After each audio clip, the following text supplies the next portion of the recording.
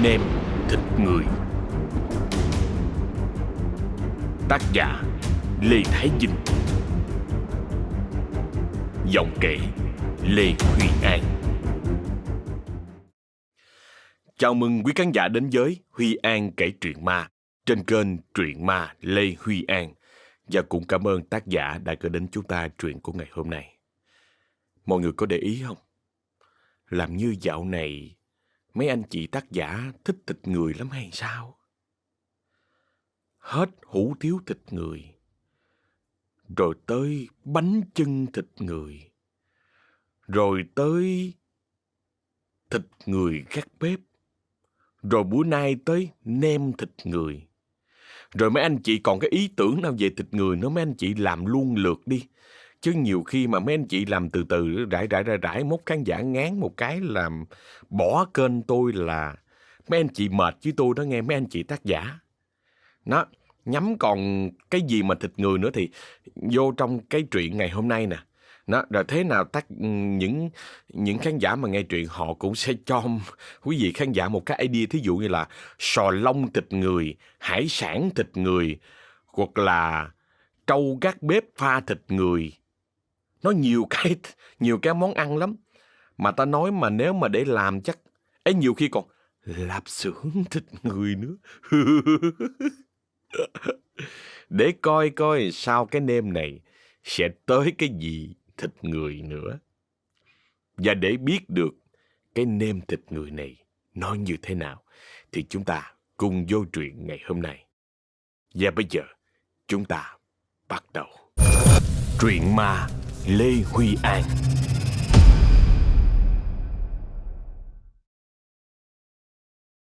Nem chua là món ăn có lịch sử lâu đời trong nền ẩm thực của nước ta. Mỗi tỉnh lại có một cách làm nem khác nhau, tạo nên những hương vị độc đáo riêng. Nhưng tựu chung lại, nguyên liệu chính vẫn là thịt heo xoay nhuyễn, tẩm ướp gia vị và thính gạo, rồi gói vào trong lá chuối để được ủ chín bằng cách lên men tự nhiên. Đó dường như là cách mà ông cha của ta đã sáng tạo ra để bảo quản thịt ở thời xưa. Dần dà, theo bước chân của những người con đất Việt đi khắp muôn nơi vào Nam, dừng chân lại mảnh đất miền Tây đầy thân thương. Gia đình ba người của ông Định là người xứ khác dạt về xóm Miễu này đã khá lâu. Nghe đầu là từ Lai Dung hay gì đó không biết, cho nên xung quanh ai cũng hiểu ba chớp ba nhán. Mà nói chứ kể từ ngày gia đình này dạt về cái xóm này thì cũng có nhiều sự lạ lùng lắm. Ông Tư Định là trụ cột kinh tế chính trong gia đình, thân hình ụt ịch, bụng bự như người xơ gan cổ trướng. Bàn tay bằng chân thì mập múp lại ngắn ngủn. Đã như vậy, cái thân thể không mấy đẹp đẽ đó lại còn tỏa ra cái mùi chua chua của người lâu ngày không tắm rửa, hòa theo những vết máu lưu cữu lại từ cái nghề đồ tể, nên chỉ nhìn ông ta từ xa thôi, người ta đã muốn ói ra mật xanh mật vàng. Hàng ngày ông ta phải đi lên lò mổ từ 10 giờ khuya, làm công việc giết mổ để kịp xẻ thịt cho những tiểu thương trong chợ. Cứ như vậy mà làm cho tới 8 giờ sáng là xong công chuyện.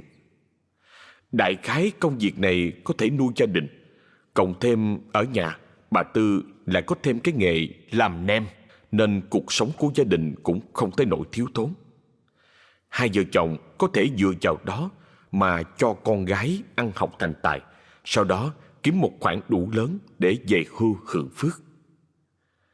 Nhưng sự đời không hề đơn giản như cái toan tính còn con đó. Chuyện là xưởng nem của bà Tư dạo gần đây gặp trục trặc không hề nhỏ. Số nem làm ra thị trường trong thời gian gần đây toàn bị khách hàng trả về, có khi thì bị móc lút do giá cả cạnh tranh không lại thị trường. Cho nên xưởng đã bắt đầu rơi vào trạng thái thua lỗ nặng. Gia đình buộc phải gồng gánh xoay sở, từ cắt giảm nhân công cho đến rút bóp bù lỗ. Dù cho có cố gắng hết sức, gia đình họ vẫn phải chứng kiến đứa con tâm huyết phải rơi dần vào cảnh lụi tàn. Hết cách, bà Tư phải đi vay xã hội đen Và rồi cái ngày mà gia đình ông bà bị siết nợ vì không chịu nổi cảnh lãi mẹ đẻ lãi con, nó cũng tới. Hàng xóm xì xầm to nhỏ. Hết chuyện rồi hay sao mà đi vay tiền của con mẹ năm súng, nổi tiếng cho vay ăn lời theo dạng cắt cổ mổ họng. Có người cố khuyên ông Tư đừng có dính tới người đàn bà đó, nhưng ông nào có nghe. Ông vẫn nhớ như in cái ngày định mệnh đó. Đó là vào một buổi tối nọ. Ông Tư đang lùa chén cơm với mấy cọng rau muống xào trước khi đi làm. Đứa con gái thì cố giới tới gấp miếng tàu hũ chiên để vô trong chén cho cha. Nó nghiêng đầu phì cười. Ba ơi, ba ráng ăn nhiều vô nha. Vậy mới có sức kiếm tiền lo cho gia đình chứ. Ba coi kìa, mặt mày ba đỏ hết trơn luôn rồi. Nó năm nay 16 tuổi rồi, cho nên chuyện gia đình ra sao nó đều hiểu thấu hết. Làm sao có thể che giấu được khi hàng ngày thứ nó thấy là ánh mắt lo lắng thất thần của ông Tư và nét tiều tụy trên gương mặt của bà Tư. Bà biết mình là nguyên nhân chính của sự khánh kiệt này, cho nên bà cũng không muốn liên can chồng con làm chi. Nhưng nếu bà đi trốn thì gia đình sẽ ra sao đây? Cái gánh nặng nợ nần đang treo lơ lửng. Vai bà bắt đầu trung bật bật lên, miệng thì ấp úng. Hay là tôi bán cái xưởng nghe ông. Dù gì ông với con cũng khổ nhiều rồi. Cái này là do tôi. Bà Tư chưa nói dứt câu thì ông Tư liền cái chén xuống sàn, tức giận la lớn. Bà có im miệng lại giùm tôi không? Không có bán cái gì hết. Giờ có bán cái xưởng thì cũng có đủ để trả nợ đâu. Tôi quyết không bán để coi con quỷ năm súng nó làm gì được tôi. Từ ngoài cổng vang lên tiếng chửi tiếng rủa. Đó là tiếng của bà năm súng đang tréo tên Tư Định mà chửi. Tư Định ơi, Tư Định! Bộ thiếu nợ quá nhiều rồi, giờ không muốn trả đúng không? Hay là đợi tao tới lấy xẻng, rồi tao hốt cái bàn thờ giá tiền tụi bay đổ xuống sông, vậy rồi mới chịu ra gặp mặt hay sao? Tiếng của bà ta vang vọng khắp cái xóm này. Thấy nỗi ai nấy cũng đều tò mò ngó ra ngoài coi sự vụ gì. Nhưng khi vừa nhìn thấy cái mặt của bà năm súng thì ai nấy đều tái mặt mà quay trở vô nhà. Cái xóm này đâu có ai lạ gì với cái tên năm súng. Người đàn bà trung niên trạc tuổi Tư Định, nổi tiếng đanh đá, hung dữ, sẵn sàng dở thói côn đồ với bất cứ ai thiếu nợ. Bên trong nhà, Tư Định bắt đầu hoang mang thúc giục vợ đi trốn. Bà với con Thanh mau kiếm chỗ trốn đi. Nếu được thì mở cửa sau, chạy qua nhà ông Bảy Trọng. Ở đó sáng mai rồi hắn về. Hai người nghe vậy thì trục trịch đi qua nhà ông Bảy. Con Thanh thì nó cứ ngoái lại nhìn cha suốt như không nỡ rời xa. Mãi một lúc sau, khi vợ con đã đi khỏi, ông Tư mới ra mở cổng mời bà Năm Súng vô nhà.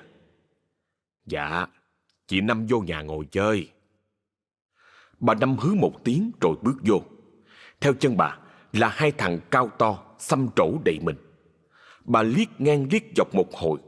Trước vẻ mặt cúi gằm lo lắng của Tư Định thì quăng mình xuống cái ghế ngồi thở hồng hộc. Mày á, nãy giờ ở trong nhà mà tao kêu muốn rách cái cổ họng mà không chịu ra mở cửa là sao? Bộ tính trốn hay gì mày?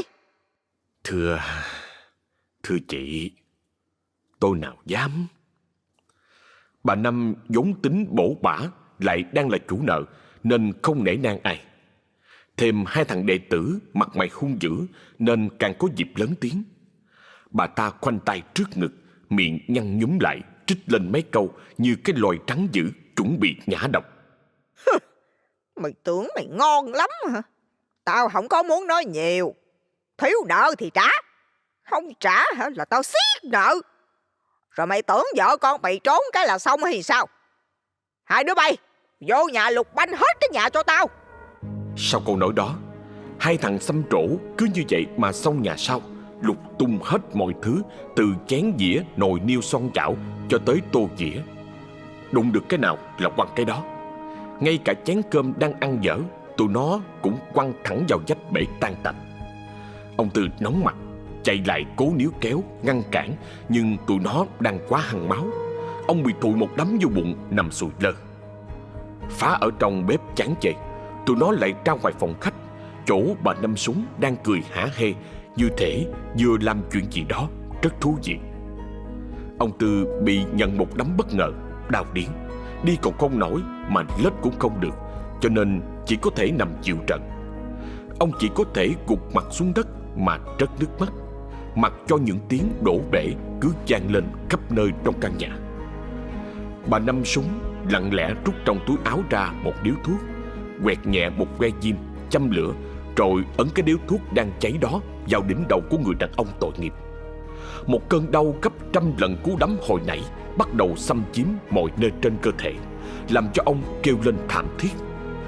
Bà Năm Súng gằn giọng: Tao cho mày 24 tiếng nữa để trả nợ nghe.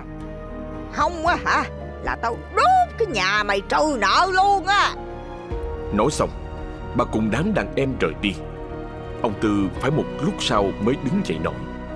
Ông đưa tay sờ lên đỉnh đầu thì thấy đầu mình mất đi một chòm tóc. Đã vậy, thân thể ông giờ như mất hết sự sống, không chịu nghe lời. Chân nặng như đeo chì, mới cố lết đi thì lại đổ gục xuống tiếp. Một lát sau, hàng xóm thấy có người tất tả chạy qua. Thấy tình cảnh đáng thương như vậy, người ta thương tình chở ông đi bệnh viện. Người ở cái xứ này ai cũng biết sự tàn ác của bà Năm Súng. Bà ta vốn là dân anh chị từ cái thời trẻ, cho nên cứ cậy thế hiếp đáp xóm giềng. Lỡ ai mà xui rủi vay tiền của bà thì y như rằng cái kết cũng y như Tư Định mà nếm trải như ngày hôm nay. Ai nấy đều thấy bất bình, nhưng cứ nghĩ tới sự trả thù của bà ta sẽ gây ra cho người nào dám tố cáo ra chính quyền thì họ lại phải cam chịu. Ông Tư nhanh chóng được nhập viện. Mấy người đi theo chỉ còn biết chờ. Trong số những người chở ông Tư đi bệnh viện, có anh Ba Be, ngoài 30 một chút, mặt mũi hiền hậu, ưa nhìn, buông tiếng thở dài. Bữa nay là nhà chú Tư, không biết bữa sau là tới nhà ai đây nữa. Một chị trạc tuổi, đầu bù tóc rối liền đáp lại: Thôi kệ đi anh Ba ơi, mình không có nợ nần gì với bà già đó, chắc không có sao đâu. Chị chắc chưa? Chứ thằng con tôi bữa đó bị đàn em của con mẹ trấn nước xém về chầu ông bà luôn rồi đó. Thằng con tôi nó có biết cái gì đâu. Con nít lỡ miệng nói xấu bà con chút à, mà bị vậy đó. Mấy người khác chỉ còn biết im lặng. Chị kia cũng im luôn mà để câu chuyện trôi vào sự quên lãng. 2 ngày sau, Tư Định được xuất viện. Dường như mọi thứ xảy ra vào ngày hôm đó cứ như vậy mà trôi qua, như chưa từng xảy ra, kể cả lời hăm dọa của bà Năm Súng về thời hạn đòi nợ sắp tới. Ông Tư được mấy người hàng xóm tốt bụng đưa về nhà. Nhưng khi vừa đặt chân tới cửa, ông và mọi người đã thấy cái sự lạ. Ấn tượng đầu tiên khi vừa đặt chân đến nhà là cái mùi hôi thối cực kỳ tẩm lợm xộc thẳng lên mũi, làm bất cứ ai có mặt ở đó đều phải đưa tay lên bịt mũi. Anh Ba Bè là người đầu tiên lên tiếng: Nhà chú Tư có cái mùi gì đó kỳ lắm, hình như là mùi chuột chết đó nghe. Mọi người ai nấy đều gật đầu tỏ vẻ đồng tình.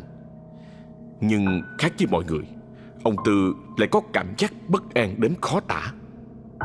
Bằng một sức mạnh kỳ lạ, ông nhanh chóng đi tới mở cửa nhà, và một sự thật kinh hoàng chuẩn bị được khui mở khỏi bóng tối. Vừa mở cửa thì cái mùi đó càng nồng nặc hơn, và thứ bốc lên cái mùi đó chính là thứ đang đong đưa theo làn gió thổi thốc vào hướng cửa chính.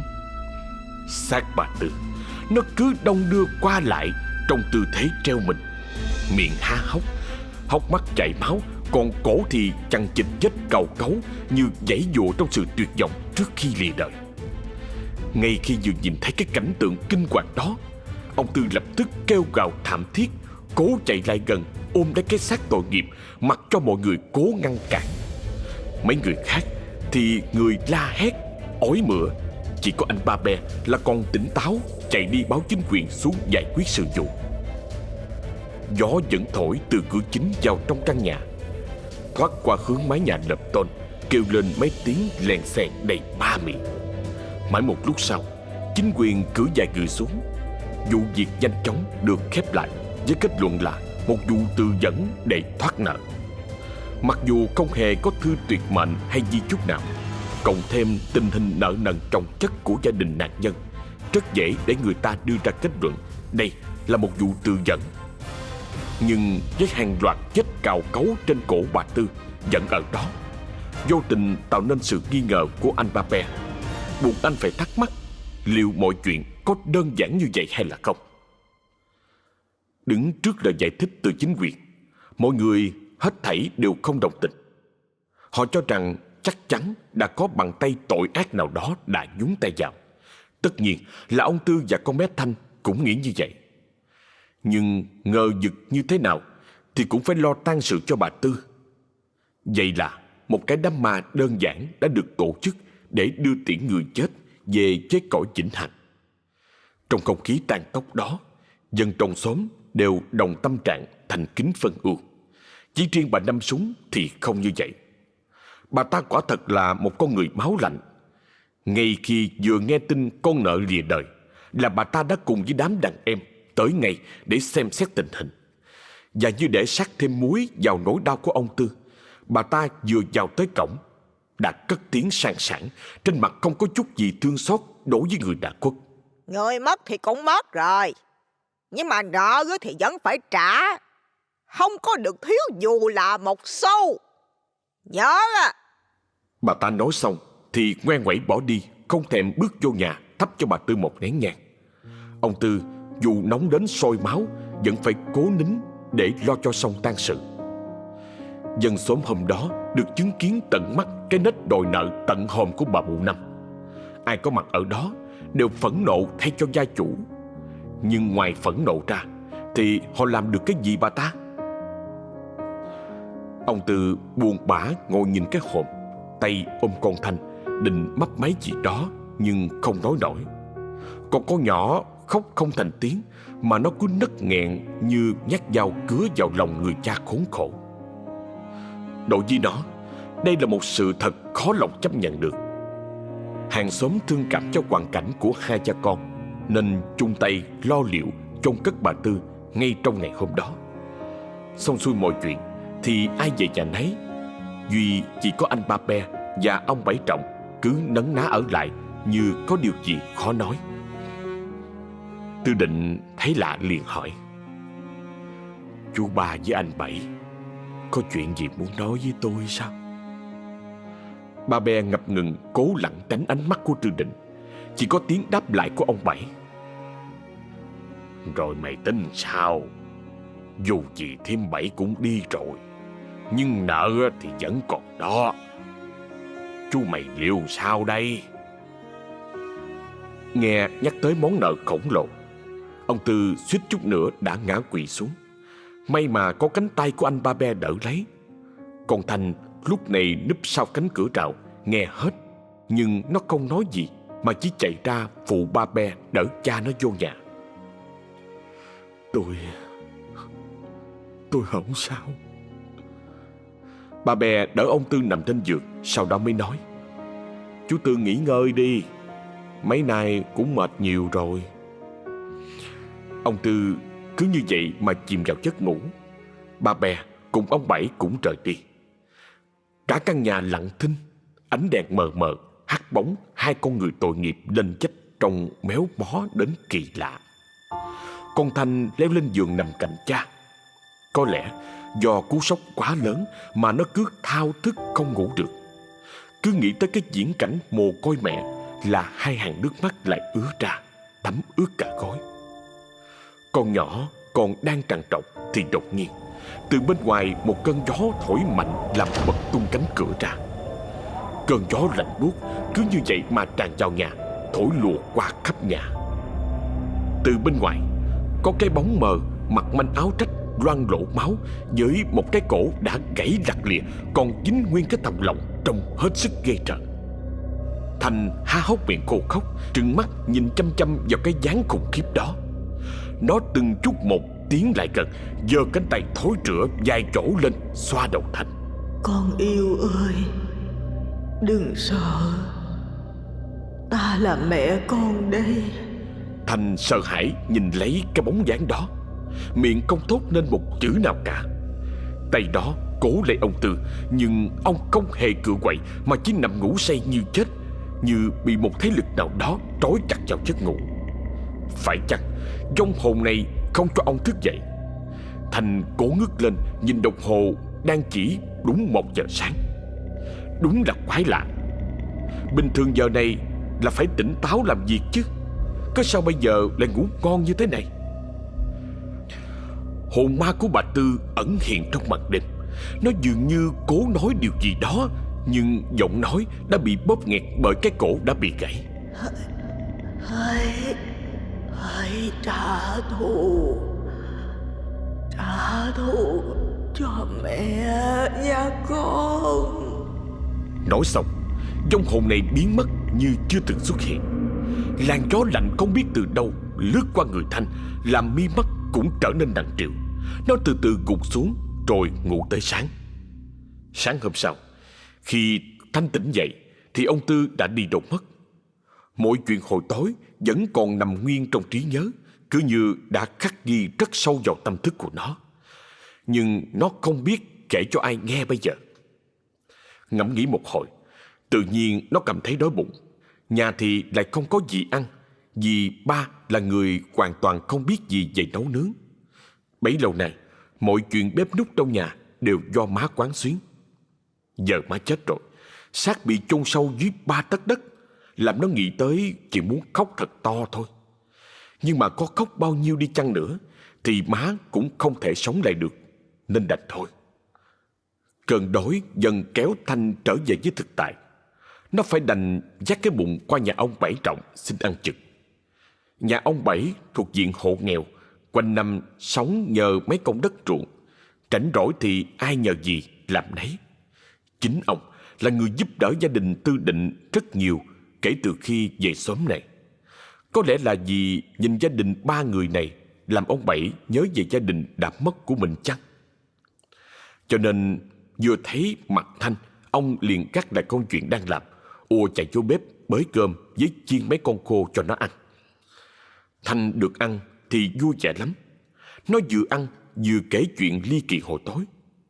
Ông Bảy vừa nghe vừa gật gù tán đồng, rồi lặng lẽ lấy thuốc lá ra rê một điếu. Cái chuyện này chắc là do con nhớ má quá thôi, chứ không có ma cỏ gì đâu. Không may bay qua đây ngủ bên nhà tao cho đỡ, mơ thấy tầm bậy tầm bạ, nghe con. Dạ thì con cũng nhớ má lắm. Ông Bảy biết đó. Má lỡ vay nợ bà Năm, mà giờ ba con chưa biết xoay sở làm sao để trả nữa.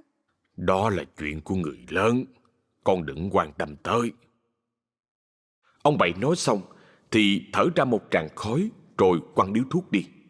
Sau đó ông ra đằng sau, vác ra con dao to tướng làm Thanh tò mò. Ông Bảy tính làm gì á? Cho con phụ với được không? Tao đi chặt mấy nhánh dâu tằm treo lên trước cửa, để tối bầy con ngủ ở đây á thì cũng đỡ mơ tầm bậy tầm bạ. Thanh nghe xong thì mỉm cười nhìn ông già lúi húi chặt cây. Càng nhìn ông, nó càng có cảm giác ấm áp đến lạ kỳ. Có lẽ vì ông làm đồ ăn cho nó ăn, cho nên nó có cảm giác gia đình, dù cho ông Bảy không có chút xíu máu mủ ruột rà gì với nó. Phải chăng việc nó tới nhà ông thường xuyên cũng giúp vơi bớt đi phần nào sự cô đơn của ông?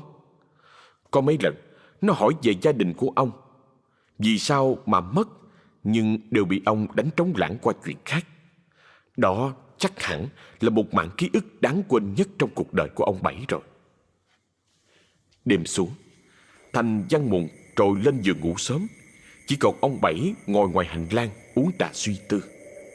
Cách đó không xa, Tư Định giờ này đang lết xác về sau một trận nhậu từ sáng tới giờ.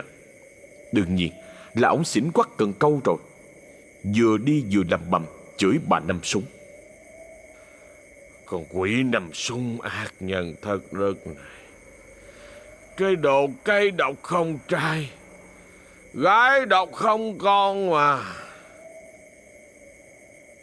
Năm Súng có gia đình cũng đã gần 30 năm nay rồi mà không có nổi một mụn con. Dù đã đi hết bác sĩ này tới thầy lang kia, hễ ai chữa được bệnh hiếm muộn là bà ta đều mò tới, nhưng không ai trị nổi. Trong xóm không ít người ác mồm ác miệng đồn rằng việc bà ta không có con là cái giá tích đáng cho cái việc kiếm ăn trên xương máu của con nợ. Thậm chí còn có người cho đó là vẫn còn nhẹ nhàng với mụ già độc ác đó. Đêm nay trời hơi trở lạnh. Trời vừa tắt nắng là cái lạnh đã ập tới, cho nên xóm đã vắng, nay càng vắng hơn. Trên con đường đất chỉ có cái bóng lững khựng say xỉn của Tư Định.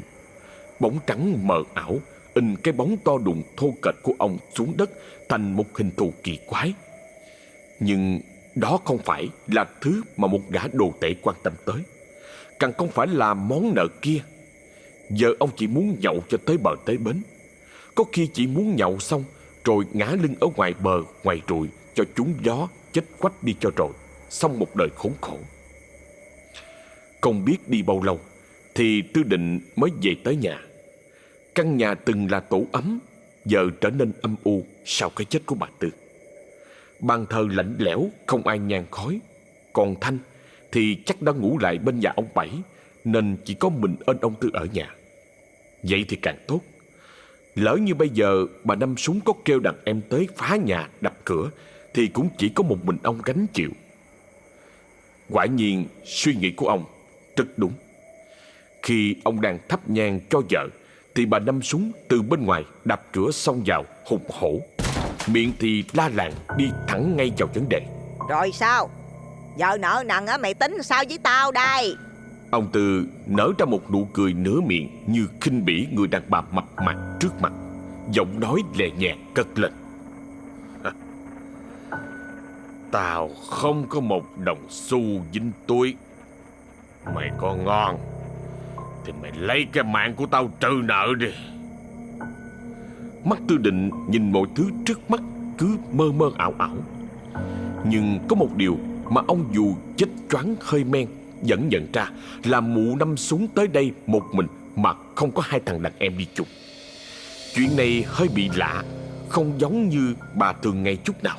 Mày không trả ha, là tao đốt luôn cái nhà này cho coi nè. Xong rồi tao bắt cha con mày hả phải làm cả đời trả nợ cho tao á. Sau đó tao đào mã vợ mày lên, tao đổ xuống sông cho hả dạ. Giọng của bà vang lên trong cảnh tranh tối tranh sáng, bén ngót như dao cạo. Dường như để đòi được nợ thì bà sẵn sàng làm mọi thứ. Dù vậy, Tư Định không chút nao núng, mạnh miệng đáp lại. Xen lẫn trong lời nói là những tiếng nấc cục. Có lẽ rượu vào khiến ông có sự can đảm để bật lại chủ nợ. Tao chưa bắt mày đền mạng cho vợ tao là mày hên lắm rồi. Con quỷ già mập thù lù y như cái lu. Tao có làm gì vợ mày đâu. Mày dám ngậm máu phun người hả? Mày không trực tiếp giết mà mày gián tiếp giết. Tại mày mà vợ tao phải chết. Không đợi cho Năm Súng có cơ hội đốt chát thêm câu nào nữa, Tư Định xông tới đưa hai tay bóp cổ của bà. Bị đòn bất ngờ, bà cố ra sức giãy giụa nhưng vô ích, vì sức đàn bà không thể nào so sánh với một người đàn ông có thâm niên làm nghề đồ tể được. Hai tay ông ra sức đè nghiến thân thể mập ú của bà chủ nợ, mặc cho cánh tay to béo của nạn nhân cố hết sức cào cấu. Sau cùng, cơ thể bà mềm nhũn rồi quỳ xuống. Hơi thở cuối cùng chấm dứt, chính thức khép lại cuộc đời của một bà chủ nợ vô lương tâm thất đức. Năm Súng chết không nhắm mắt, hai mắt đỏ ngầu mở trân trân nhìn kẻ thú ác là Tư Định. Trong đêm tối, Tư Định thở hổn hển, đưa tay lên quẹt ngang mũi như cố trấn an bản thân. Lần đầu tiên ông ra tay sát hại một mạng người. Cú sốc đó tạm thời làm cho ông bàng hoàng buông mình ngã ra sau. Bất chợt trong lòng dâng trào một sự hả hê, mắt nhìn thẳng lên trần nhà.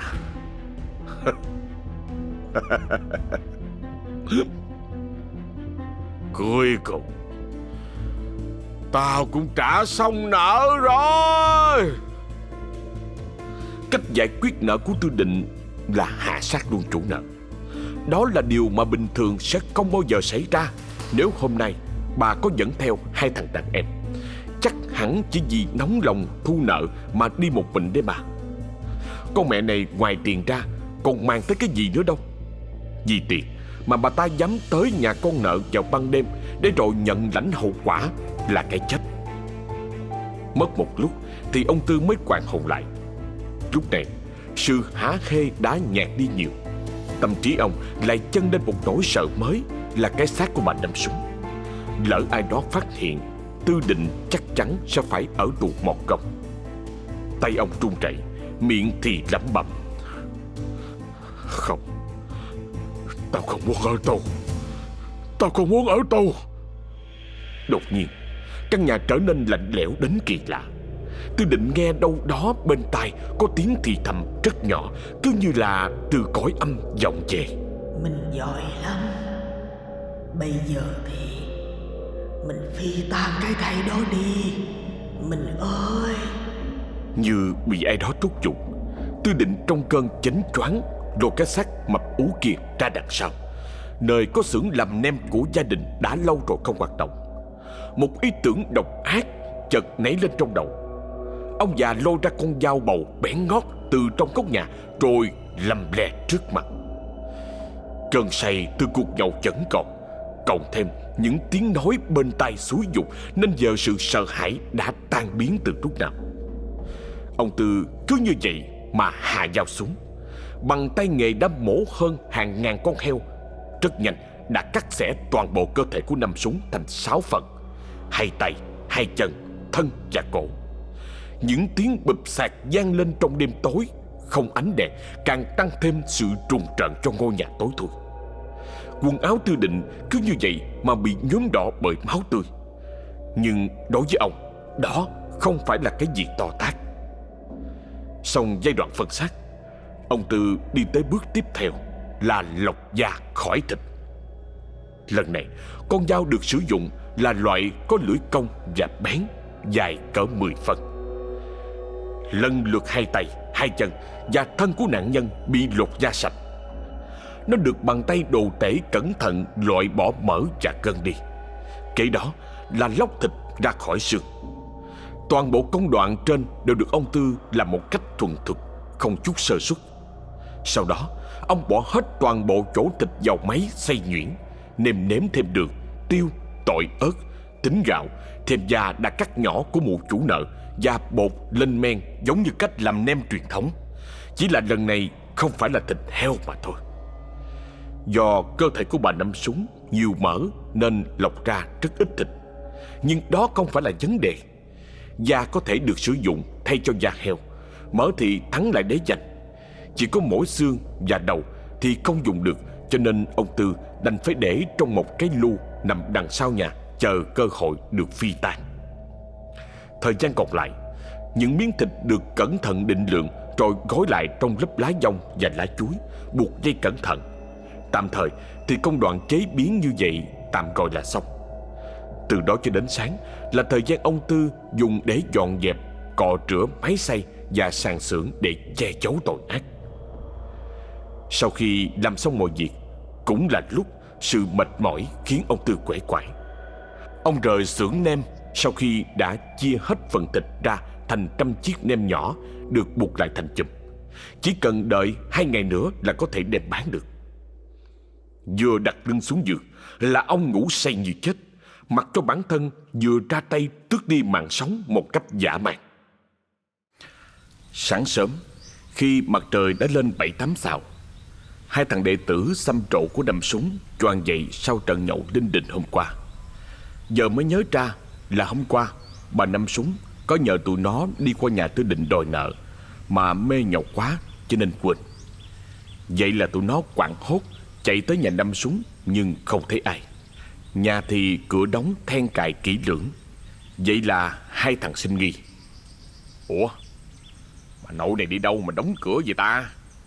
Ê Long, mày có nhớ hôm qua bà Năm bà nói gì với tụi mình không vậy? Nhớ chết lầy nha. Nhậu riết không có nhớ con khỉ khô gì hết trơn á trọi á. Thôi mày đi kiếm bả đi. Ủa, rồi kiếm bả làm chi? Hai đứa mình hồi tối lo nhậu quên đồ tiền cho bả, giờ mà gặp là bả chửi chết luôn á. Bả còn nợ lương của mình mà. Mày ngu quá à. Hai thằng Long và Quý đều là đàn em của Năm Súng. Xuất thân của tụi nó đều là dân đầu đường xó chợ, không cha không mẹ.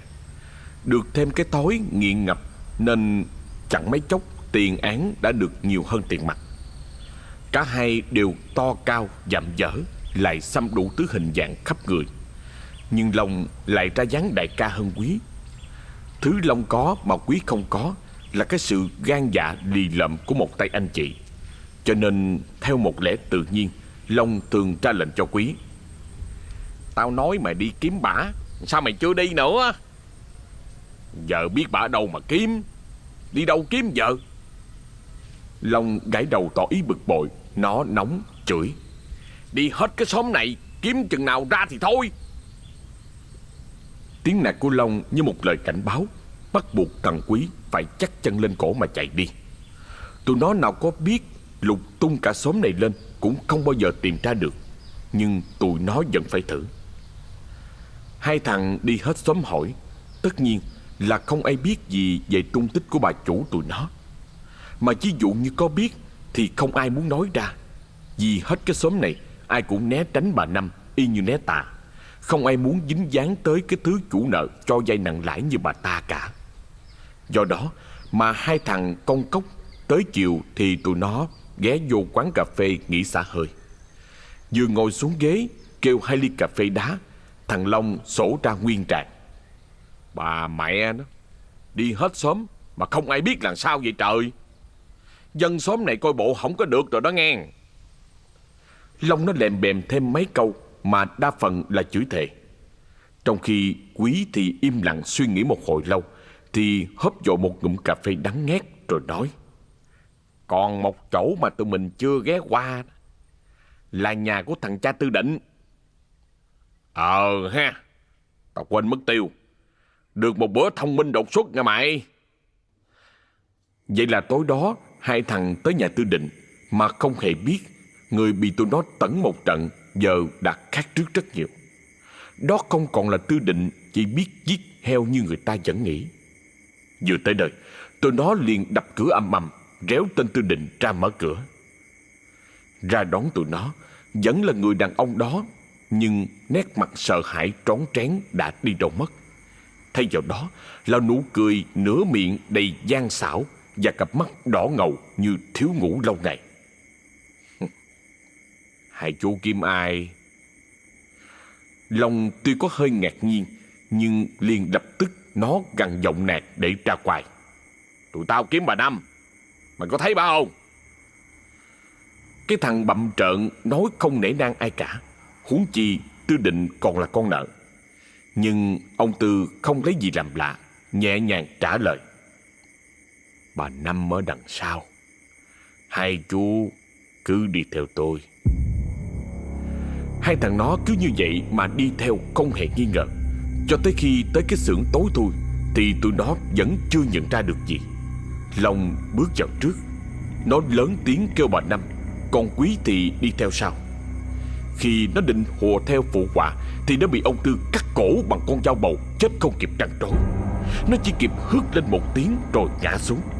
Cánh cửa sập cũng hạ xuống, kéo tuột mọi thứ vào trong bóng tối vô tận. Long nghe động thì quay lại.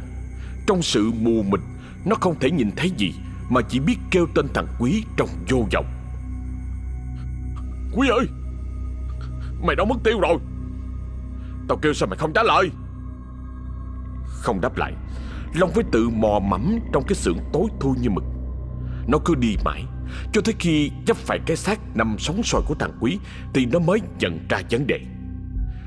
Từ nãy Long đã có cảm giác bất an, nhưng nó chỉ nghĩ rằng đó là lo lắng không đáng mà thôi. Và giờ cái cảm giác ớn lạnh bắt đầu chạy dọc sống lưng. Lần đầu tiên trong đời nó biết tới hai từ sợ hãi là như thế nào. Mồ hôi thằng Long túa ra như tắm. Còn cái xác thì vẫn cứ nằm trơ ra đó, máu chảy thành vũng. Ban đầu khi hai thằng tới đây, mục đích cũng chỉ để kiếm bà Năm thôi. Rồi giờ tụi nó bị săn như linh dương nằm chờ sư tử tới sơi tái. Quy, dậy đi, mày đừng có chết mà, Quy. Trong nỗ lực cố tìm lại sự sống cho thằng bạn, Long cố lay cái xác không hồn của Quý một cách vô ích.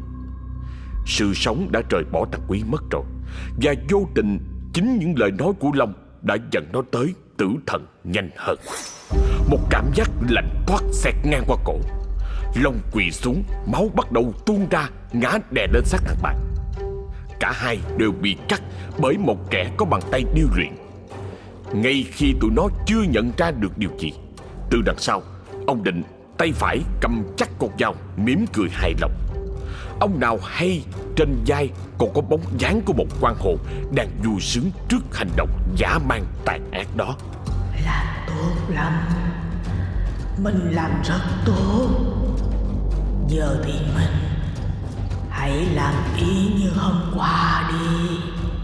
Hai cái xác cứ như vậy mà bị phanh thây, rồi cùng bị biến thành món nem y như cách bà Năm Súng đã trải qua. Sau 2 đêm, bóng dáng của những kẻ cho vay nặng lãi tắc quai tắc quái trong cái xóm này đã bị quét sạch. Sáng hôm sau, Tư Định tỉnh dậy thì đã thấy mấy trăm chiếc nem được treo lên trên giá sắt. Nhưng ông ta lại không nhớ gì về điều này cả. Ông không nhớ gì về đêm qua. Chỉ khi sáng ra mới biết trên tay toàn là máu đã khô bết lại và dây đau mỏi ghê gớm. Một sự kỳ lạ hiện lên trong tâm trí buộc ông phải suy nghĩ. Đúng lúc này, con Thanh mới chạy từ bên ngoài về. Thấy nem nhiều như vậy, nó vui dữ lắm. Ủa, sao bữa nay ba làm nem nhiều dữ vậy nè? Bà cũng không biết nữa con. Ủa, mà sao con về đây? Không phải con ở bên nhà ông Bảy chơi vài bữa sao? Thanh nghe tới đây thì mặt đang hớn hở chuyển sang bí xị. Thôi, con giận ông Bảy luôn rồi. Gì đâu mà bận đột xuất không hả? Mới sáng sớm con còn chưa tỉnh ngủ là bị ổng dựng dậy đuổi về rồi. Ông Tư ngạc nhiên hỏi tiếp. Sao ổng đuổi con vậy? Con đã làm gì phiền lòng người ta đúng không? Đâu có đâu, ổng chỉ nói là con về bên này đi. Ông bận công chuyện rồi đóng cửa khóa chốt lại luôn. Tư Định nghe tới đây thì cũng có chút bối rối. Nhưng dù gì con Thanh cũng đã ăn dầm nằm về bên nhà ông Bảy cũng lâu. Tới lúc phải về rồi. Đầu ông Tư từ khi thức dậy đau nhức khủng khiếp. Vai thì cứ như bị ai đó đẹt nghiến nên ê ẩm. Cứ như là ông vừa mới trải qua một ngày lao động mệt nhọc vậy. Nên cứ như vậy mà đi lên nhà trên nằm nghỉ, bỏ mặc con Thanh ở dưới xưởng. Một lát sau, Thanh chạy lên, tay cầm một chiếc nem đã ăn được một nửa. Nó vừa chạy vừa kêu tên ba, khiến ông Tư phải bực mình gắt gỏng. Còn phá hư cái gì ở dưới đó rồi đúng không? Khác với vẻ mặt gắt gỏng đó, Thanh chỉ biết cười trừ, rồi cho hết phần nem còn lại cho miệng. Vẻ mặt nó hồ hởi tươi tắn hẳn ra mà nói. Con đâu có phá cái gì đâu. Ba nhìn coi con ăn cái gì nè. Thì là nem. Con chỉ có thể nói là nem này á, ba làm ngon bá cháy luôn. Không có giống như loại má làm. Con không biết miêu tả làm sao luôn á. Nhưng mà ăn vô ngoài cái vị chua chua ngọt ngọt, còn có cái mùi gì nữa, thơm lắm. Tư Định nghe nói vậy cơ mặt liền giãn ra. Cơn giận tưởng chừng bộc phát như lửa đốt ngay lập tức bị dập tắt. Có vẻ cái bí mật của món nem này sẽ còn rất lâu nữa mới có người phát hiện ra. Bởi vì ngay cả người làm ra nó còn không biết cách làm mà. Vì mỗi tối, ông Tư đều đi ngủ sớm, và khi sáng sớm tỉnh dậy đều đã thấy mấy trăm chiếc nem ở đó rồi. Về cơ bản, ông hoàn toàn không có chút ký ức gì về quá trình chế biến. May là sau khi ăn nem thì Thanh liền đi ra ngoài, không hỏi thêm gì về nguồn gốc hay cách thức làm. Do đó, Tư Định mới có thể thở phào nhẹ nhõm. Ít lâu sau, ông liên hệ với một vài khách hàng cũ của vợ để phân phối lại số nem đã làm ra.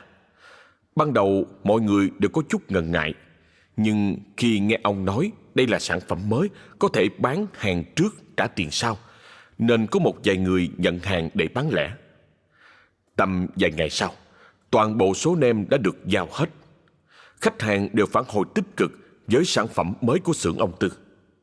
Ai nấy đều có chút thiện cảm với món nem chua màu hồng tươi phảng phất chút hương thơm kỳ lạ đó, liền yêu cầu thêm một số lượng lớn để bán cho mối lớn. Nhưng từ lúc này, một vấn đề lớn lại được đặt ra. Làm sao để có được nguồn nguyên liệu để chế biến ra cái loại nem đặc biệt đó đây? Điều đó làm ông đau đầu suốt mấy ngày. Thêm vào đó nữa là linh hồn bà Tư không hiện lên chỉ dẫn, nên ông càng đâm ra hoảng sợ. Giờ mà tự làm thì không thể làm ra cái loại nem đó, còn đợi thì không biết là tới bao giờ mới được. Trước đây, ông xuống tay với bọn năm súng vì chúng đã đám cho vay nặng lãi, thích gài bẫy nợ cho người thiếu hiểu biết. Cả bọn giờ đã chết, không còn ai có thể đòi nợ nữa, thì ông không biết ra tay với ai nữa bây giờ. Chắc chắn là không thể ra tay với dân xóm này, vì xóm có hơn 100 cái nhà, mất tích ai là người ta tự biết ngay. Bà Năm là người ngoài xóm, còn thêm cái tính cậy tiền hiếp đáp nên không ai ưa. Cho nên nếu bà và đám đàn em có tự nhiên mất tích thì người ta chỉ cho là bà đổi địa bàn hoạt động mà thôi. Danh tiếng nem của xưởng ông Tư ngày càng lan xa, cùng với đó là sự hối thúc của các mối làm ăn, làm gã đồ tể càng thêm hoảng loạn. Lỡ may này người ta phát hiện ra được bí mật đằng sau món nem trứ danh đó, số phận của ông sẽ đi về đâu? Chưa kể là đầu ra nguyên liệu còn chưa có. Biết bao thứ âu lo đổ dồn vào một người đàn ông tội nghiệp dần dà khiến ông thêm bí bách. Và theo một lẽ tự nhiên thì rượu là thứ giúp giải tỏa căng thẳng nhanh chóng và hiệu quả. Tối một hôm nọ, khi ông đã ngà ngà say, thì hồn ma của vợ ông đã xuất hiện trở lại. Vẫn là hình ảnh chiếc cổ bị gãy với cái thòng lọng trên cổ. Nhưng lần này, giọng nói của bà đã có chút gì khác biệt. Không vòng vo, không mở đầu, bà đi thẳng vào vấn đề. Mình ơi, tôi nghe nói mình muốn làm nem đúng không? Ông Tư nát cục, miệng há ra như muốn nói ra gì đó không thành tiếng, chỉ có cái đầu cật như tán thành. Bà Tư tỏ vẻ hài lòng liền nói: Tôi sẽ giúp mình tìm nguyên liệu, cũng như chỉ dẫn cho mình công thức. Giờ thì hãy lắng nghe cho kỹ. Bà ta tặng hắn mấy cái, sau đó đọc bài thơ bằng một chất giọng trầm khàn như một ông già nghiện á phiện. Nem chua rỉ máu, xác người nằm đó, các phần ngon tươi, phần dở chớ bỏ, thịt ngon xay nhỏ, thêm tỏi ớt tiêu, thêm thính thêm bì là ra thành phẩm. Còn về phần thừa là xương mỡ đầu, xương đầu bỏ hũ, mỡ thì thắng lại. Nem này nên nhớ, hũ bằng quán hận nên mới thơm ngon. Giết ai cũng được, chỉ trừ mình ra. Kết thúc, bà Tư còn dặn dò thêm rằng phải hết sức cẩn trọng, nhất là bà bè. Ông Tư chỉ ngồi đó hơi đăm chiêu, như cố ghi nhớ lại mọi thứ vừa nghe. Và rồi như sực nhớ ra điều gì đó, ông mới hoảng hốt nói: Bà ơi, con Thanh hồi sáng nó lỡ ăn hết một chiếc nem, có sao không bà? Bà Tư nghe tới đây thì mỉm cười te toét. Cái cổ gãy của bà ta xoay lại nhìn ông Tư, kêu lên trằn trắc: Tốt lắm, ít ra là không sao. Hả? Tốt là sao? Nhưng không có lời hồi đáp nào từ bà Tư. Cứ như vậy mà bà biến mất không chút dấu vết. Chỉ còn một mình ông ngồi bệt xuống giường, mình mẩy toàn mùi rượu, thở hồng hộc. ánh mắt ông giờ mất đi thần sắc, chỉ còn là hai hố đen hỗn loạn đang mở to hết cỡ. Bất chợt, từ phía ngoài có một cái bóng đi tới. Không cần nghe cũng biết đó là con Thanh đang dò dẫm trong bóng tối. 7 bữa nay nó toàn đi chơi nguyên ngày, tối mới trở về. Nhưng ông Tư hoàn toàn không có chút gì lo lắng hay quan tâm tới. Thứ duy nhất đáng quan tâm với ông hiện giờ có lẽ là ai sẽ là người tiếp theo, sẽ nằm lại dưới lưỡi dao của ông. Không lâu sau đó, nạn nhân tiếp theo cũng đã tới. Chuyện là ở lò mổ đang tới mùa phát đạt. Do đó mà ông Tư vừa làm lại đã phải tăng ca từ tối cho tới sáng mới kịp hàng. Thịt thì nhiều mà người thì ít. Do đó chủ lò mới tuyển thêm người. Trong số đó có Chí, người ở bên huyện bên tới làm thêm. Chí là một thằng du thủ du thực, tạng người trung bình, thấp nhưng trông khá cơ bắp. Nghe nói có nhiều tiền án nên giờ tìm cái nghề để làm lại cuộc đời. Nghe tin lò mổ tuyển người nên mới tới xin chân phục việc. Ban đầu ông Tư không mấy hứng thú với cái chàng trai này, nhưng dưới sự phân công của chủ lò theo kiểu một người mới phải được kèm cặp với một người giỏi có kinh nghiệm. Nghe vậy, ông mới miễn cưỡng đồng ý. Trước giờ ông Tư rất ghét mẫu người như thằng Chí.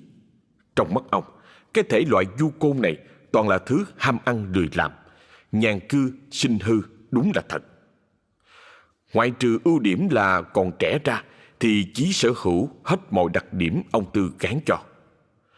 Đã lười làm thì thôi đi, thằng Chí còn có cái thói mê cờ bạc, cho nên nó thường xuyên rơi vào cảnh cháy túi. Vào lò mổ làm được ít bữa, làm thân được với vài người, rồi thì liền kiếm cớ xin mượn tiền. Ban đầu người ta còn cho, nhưng sau một thời gian ai cũng nhận ra việc Chí đem tiền nướng vô mấy xới bạc. Túng quẫn, nó mới tới nhờ ông Tư giúp đỡ. Chú Tư, chú có tiền không? Con cần mượn một ít để xoay sở. Tư Định nghe vậy thì bỏ ngang công việc, quay qua nhìn thằng Chí mặt mày hớt hải, tóc tai rối bù. Ông biết ngay là nó cần tiền để gỡ gạt, chứ chưa bao giờ ông thấy thằng này bắt chuyện với ai. Tiền thì tao có, nhưng tao để ở nhà hết rồi. Nếu mày muốn mượn á, thì sáng mai mày về nhà tao đi. Chí nghe vậy thì mắt sáng trở, gật đầu cái rụp mà không hề biết đang có cái bẫy đang giăng ra để cho con mồi như nó. Sáng ra, hai người cùng nhau đi về nhà Tư Định. Vừa tới là Chí bị ông Tư đánh bất tỉnh không kịp kháng cự. Nhiều năm sống bằng nghề đồ tể, đủ để ông làm được chuyện đánh vào đốt sống nào là khiến người ta ngất liệm. Ở nhà vẫn chỉ có một mình ông Tư, còn Thành lại đi đâu mất tiêu, đành mặc kệ nó vậy. Thằng Chí bị lôi xuống xưởng, trói lại đợi tối giải quyết. Tư Định thì thản nhiên đi mua rượu uống cho tới xỉn quắt cần câu mới chịu trở về. Cái tấm thân to mập ục ịch của ông ta cứ như vậy mà đi vào trong xưởng, tay không quên cầm con dao bầu đẫm máu đã phanh thây 3 người trước đó. Ông Tư bật đèn, ánh đèn vàng giọt hắt xuống làm hiện ra thằng Chí đang bị nằm trói trên hư hử. Miệng nó bị nhét dẻ, không nói được gì, mắt ngấn lệ nhìn như cầu xin một sự nhân từ. Nhưng Tư Định lúc này không phải là người nó biết, mà là một thứ gì đó độc ác và man rợ đến ghê hồn. Mắt y đỏ ngầu, nét mặt trở nên hung ác với một nụ cười toét toét. Đừng sợ, tao chỉ đang giúp mày thoát khỏi kiếp sống lầm lạc này thôi. Mày đừng có trách tao. Tư Định lè nhè như mấy thằng cha say xỉn, tay nắm chặt dao. Ông ta quỳ xuống kế bên thằng Chí, lặng lẽ kéo quần nó lên thấy bẹn, nhằm mục đích ngắm nghía cặp đùi. Và rồi bằng những động tác lành nghề, Tư Định đã lóc thịt đùi của thằng Chí hết sức nhanh gọn. Chí bị cắt xẻo, cơn đau khủng khiếp ập tới làm nó trú mồ hôi, mắt trợn ngược. Nó cố la nhưng vô ích vì miệng đã bị bịt chặt, chỉ có mấy tiếng ú ớ vô nghĩa, còn cơ hội phản kháng là gần như bằng không.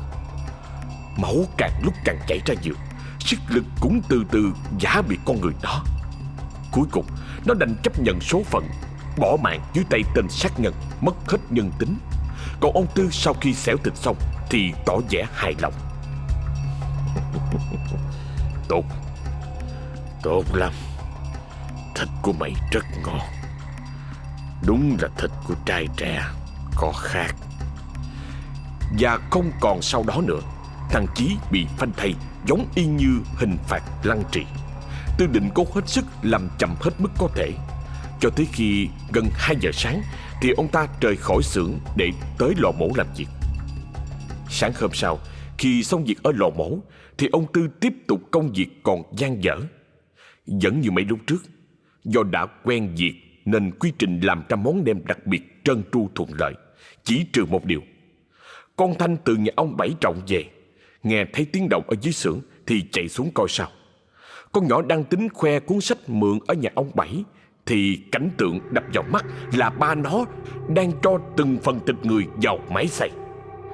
Dưới sàn toàn là máu bốc mùi tanh tưởi, kèm theo là tiếng máy kêu trè trè. Thành không thể nào kiềm chế được cái cảm giác tởm lợn đó được, đành phải quỳ xuống ói ra hết mọi thứ. Chỉ có Tư Định là vẫn thản nhiên làm như không hề có chuyện gì xảy ra. Ba, sao ba làm vậy? Giết người là phạm pháp, là ở tù đó ba ơi. Tư Định không trả lời. Thay vào đó, ông để cho vong hồn bà Tư hiện lên giải đáp cho Thành biết. Bên ngoài là trời sáng, nhưng trong xưởng vẫn tù mù dưới ánh đèn vàng chót. Bà Tư hiện ra với chiếc cổ bị gãy và cái đầu gập 90 độ, cất lên một cái giọng vừa lạnh lẽo vừa thân quen. Má là người xui ba con làm đó. Chỉ có như vậy thì gia đình mình mới có cái ăn cái mặc. Hồi trước má cũng làm ăn chân chính, để rồi gia đình mình rơi vào cảnh nợ nần chồng chất. Má không muốn như vậy nữa. Má muốn ba con phải làm được thứ nem hảo hạng nhất, ăn một lần là nhớ cả đời. Thành lúc này nổi hết cả gai ốc. Không ngờ người mẹ hiền lành, chịu thương chịu khó thuở sinh thời, khi trở thành vong ma lại có thể tàn ác tới như vậy. Nó muốn gào lên một tiếng nhưng không nói được, như thể bị một thế lực nào đó chặn họng lại. Chỉ có tay chân là vẫn còn cử động được. Nhưng nó lại dùng hết sức bình sinh phóng như bay ra khỏi xưởng, để lại hình ảnh hãi hùng ở phía sau lưng. Tư Định lẳng lặng làm, mắt như dán vào khối thịt đang được máy xay nhào trộn lên thành từng hỗn hợp màu hồng tươi. Khỏi nói ông hài lòng với mẻ nem này như thế nào. Vong ma bà Tư cũng thích thú mà trèo lên cổ rồi thì thầm vào tai của chồng. Mình giỏi lắm. Ông Tư không hồi đáp. Thay vào đó, ông thu nhặt những gì còn sót lại của thằng Chí, rồi đem ra cái lu đằng sau nhà để đó. Lại một mẻ nem nữa được làm ra từ thịt của một con nghiện cờ bạc. Sau đó không lâu, số nem được làm từ thằng Chí cũng được bán ra hết, cộng thêm số tiền từ mấy mẻ trước đó cũng kha khá, có thể coi như có một chút thành tựu. Ông Tư vẫn đi làm ở lò mổ, đôi khi vẫn nghe vài người bàn tán về sự mất tích của thằng Chí, nhưng ông không quan tâm. Dù sao cũng không ai biết nó đã đi đâu, làm gì. Cùng lắm là nợ cờ bạc quá nên đi trốn vậy thôi. Càng nghĩ ông càng yên tâm. Dù vậy, ông vẫn còn có sự lo lắng khi con Thanh đã biết được việc ông làm ở xưởng nem. Nếu nó đi rêu rao khắp xóm thì coi như ông gặp rắc rối lớn. Điều này đột nhiên làm ông giật mình, tự nhủ bản thân phải tranh thủ kiếm Thanh về nhà. Về phần Thanh, kể từ cái vụ hãi hùng đó thì nó trốn biệt ở bên nhà ông Bảy, suốt ngày cứ ở lì trong phòng, dù gọi gì gọi cũng không bước ra. Như vậy, mỗi khi đêm xuống, Thanh lại gào thét thảm thiết như bị ai đó chém giết vậy. Thấy lạ, cho nên một tối nọ, ông lót tót đi qua nhà ông Tư Định để hỏi thăm sự tình. Vừa bước tới cửa thì ông bị một luồng khí lạnh thổi thốc tới như xua đuổi, làm thất kinh hồn vía. Đó không phải là ngọn gió bình thường, mà là thứ gì đó lạnh lẽo, tanh tưởi thổi ập tới, mang tới cái cảm giác trơn trợn, như chứa chấp điềm cỡ. Ông Bảy thấy vậy thì đi thẳng về nhà, đợi bữa khác tới nói chuyện sau. Trên đường về, ông Bảy có ghé qua quán nhậu của bà Út Trầu, tính làm vài ly rượu đế. Ở cái xóm này thì đây là quán duy nhất có mấy món đặc sản theo mùa như tiểu hổ và mộc tồn. Do đó, chỗ này quy tụ đủ đối tượng mọi thể loại thành phần. Ông Bảy tới quán lúc sắp đóng cửa. Ông chỉ gọi dĩa đậu phộng với xì rượu đế. Vừa nghe vậy, bà Út liền biểu môi. Cha già, bộ không có tiền nhậu hay sao mà kiếm mồi gì kỳ vậy? Ông Bảy ấp úng đáp lại. Thì cũng đúng. Bà chị thông cảm. Bữa nay còn có 20.000. Không có đủ mua mồi ngon. Nhậu kiểu đó có bữa lũng bao tử á cha nội. Ngồi xuống đi, tôi cho này nè. Ông Bảy kiếm chỗ ngồi xuống. Còn bà Út thì lúi húi lấy ra tầm hơn 10 chiếc nem và một xì đế đem lên bàn. Thử này đi ha. Bữa giờ nghe đồn nem này ngon dữ lắm, nên tôi lấy thử về bán á chứ. Trên bàn bấy giờ là những chiếc nem được gói bằng lá chuối, cột lại bằng dây lát, không thấy nhãn hiệu gì cả. Bà Út ngắm một cái rồi nói. Ông là chuột bạch á. Bữa nay tôi không có lấy tiền đâu. Hay trời ơi, vậy đâu có được. Tôi không có nỡ lấy 20.000 của ông. Dù gì tôi cũng là dân bằng ăn kiếm chác. Thôi, để lần sau tính luôn cũng được. Ông Bảy hết lý do nên cũng đành nghe theo bà Út. Nói gì nói, bà già này nói cũng đúng. Lần này là miễn phí, còn lần sau chắc chắn sẽ là một cuộc nhậu đắt đỏ mà chủ quán khéo léo tính trước. Dù không phải là khách quen, cho nên khi được cho thiếu, trong lòng ông thoáng chút đắn đo. Tôi có phải khách quen đâu mà bà chị cho thiếu chi vậy? Lỡ tôi quỵt tiền sao? Bà Út nghe vậy thì lườm ông Bảy một cái rồi nói. Ông Bảy Trọng ở trong cái xóm này ai mà không biết. Ông là thầy Pháp duy nhất của cái xóm này chứ đâu. Chuyên trị dông nhập, các chuyên âm, đánh ma đuổi quỷ. Đang nói giữa chừng thì ông Bảy đứng lên bịt miệng bà Út lại. Trời ơi, nói nhỏ thôi. Tôi không có muốn người ta nhắc tới cái danh thầy Pháp đâu. Trong mắt ông Bảy chợt hằn lên hàng đống gần máu, nhìn vô cùng đáng sợ. Bà Út thấy vậy thì hết hồn, giật mình, vỗ lên tay ông mấy cái để ông thả tay bà ra. Bỏ tay ra, nghẹt thở. Tôi xin lỗi. Ông Bảy bỏ tay ra, ngồi thu mình lại. Dường như bên trong con người này có một cái sự giận dữ chực chờ bộc phát bất kỳ lúc nào. Theo lẽ thông thường, cái danh Pháp Sư thường khiến người ta cảm thấy tự hào. Nhưng ông lại không thích nó, thậm chí còn tỏ vẻ gắt gỏng. Thôi, ăn xong cứ để đó đi hen. Tôi đi nghỉ à.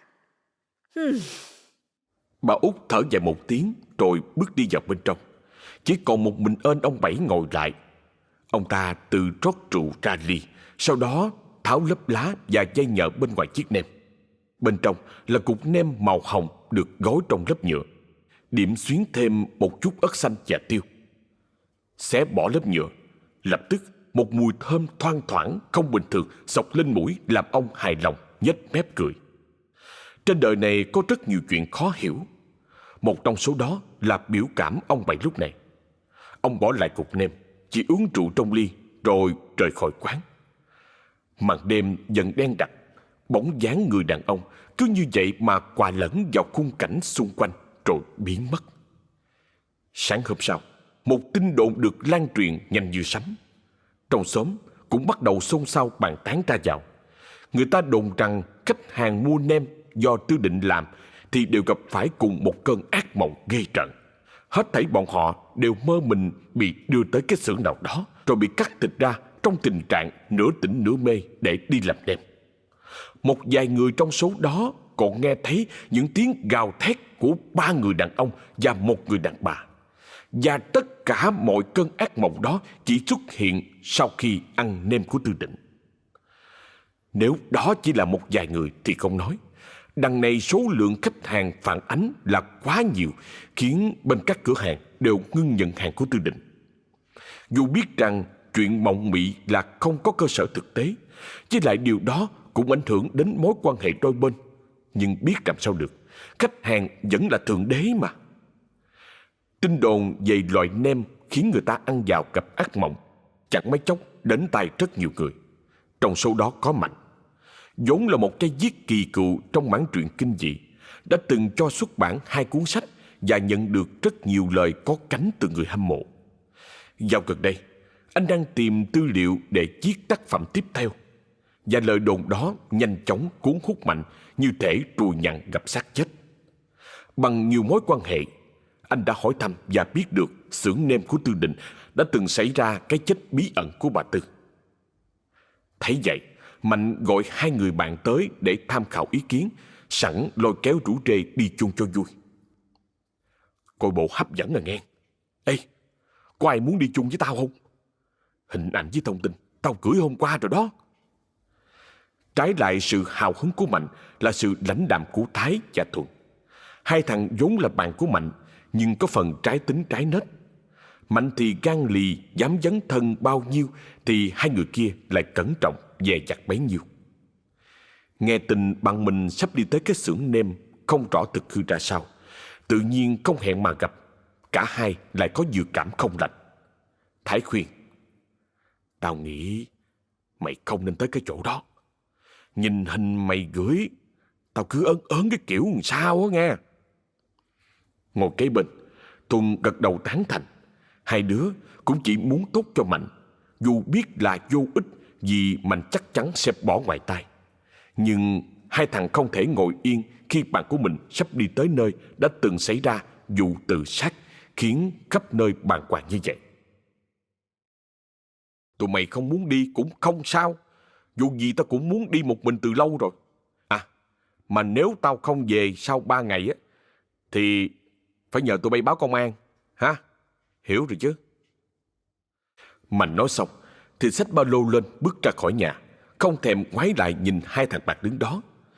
Từ Sài Gòn xuống tới xóm Miễu mất gần 5 tiếng đồng hồ, nên Mạnh chọn cách bắt xe khách đi cho tiện. Mai sau, có một chuyến chạy thẳng tới chỗ.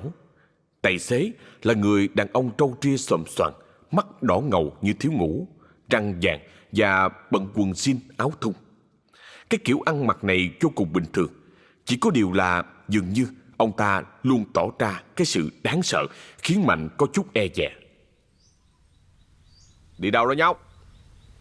Ông ta hỏi cục ngủng. Thấy như vậy, Mạnh đáp lại: dạ, tới xóm Miễu. Nghe tới xóm Miễu, người đàn ông liền liếc Mạnh một cái rồi thở dài: mày chắc chưa?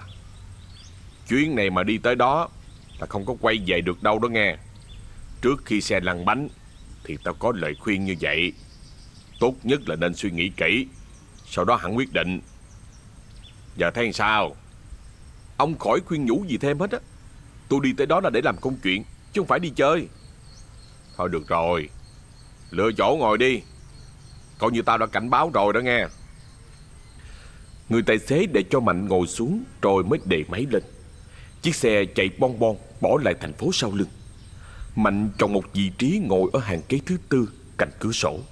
Đó là thói quen từ xưa của anh ta, là luôn chọn vị trí như vậy để quan sát cảnh vật bên ngoài. Trong xe lúc nãy anh có nhìn thấy, ngoài bản thân ra còn 3 người nữa. Đó là đôi tình nhân ngồi cạnh nhau ở hàng ghế cuối và một bà cụ ngồi ở hàng ghế thứ 5.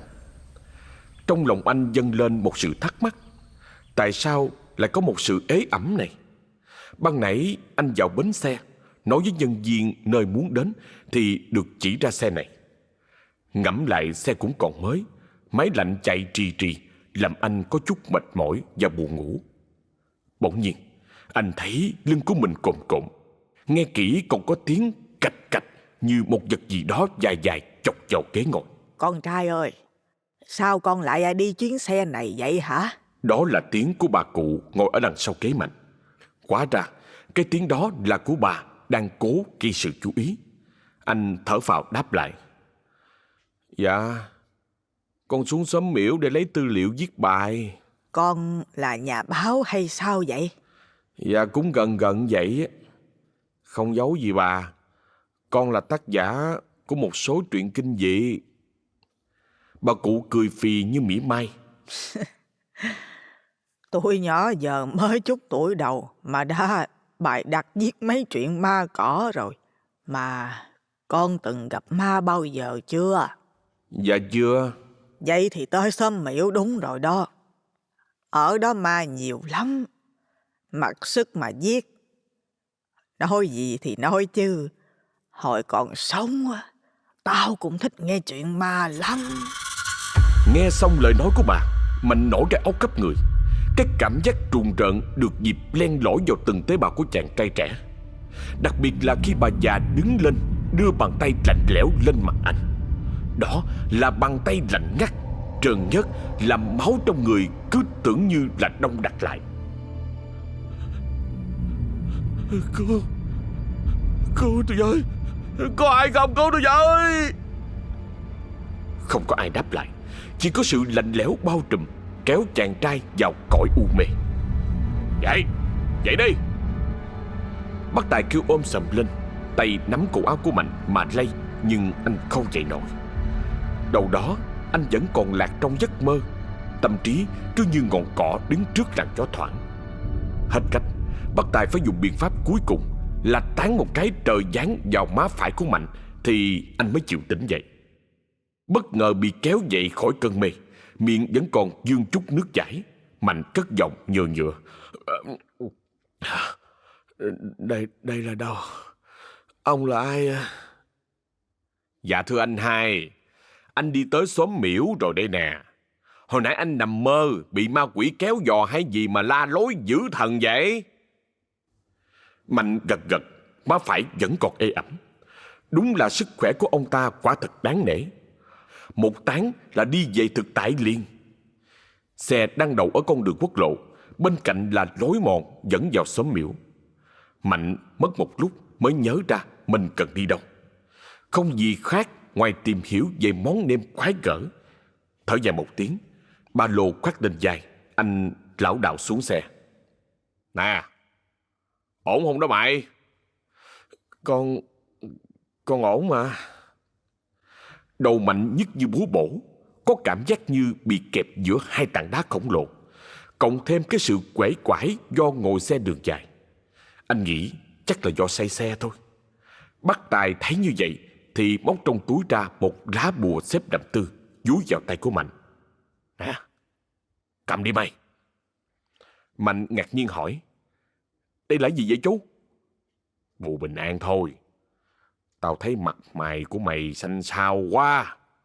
Hồi nãy mơ tầm bậy tầm bạ rồi đúng không? Chú cho con cái này. Rồi còn chú thì sao?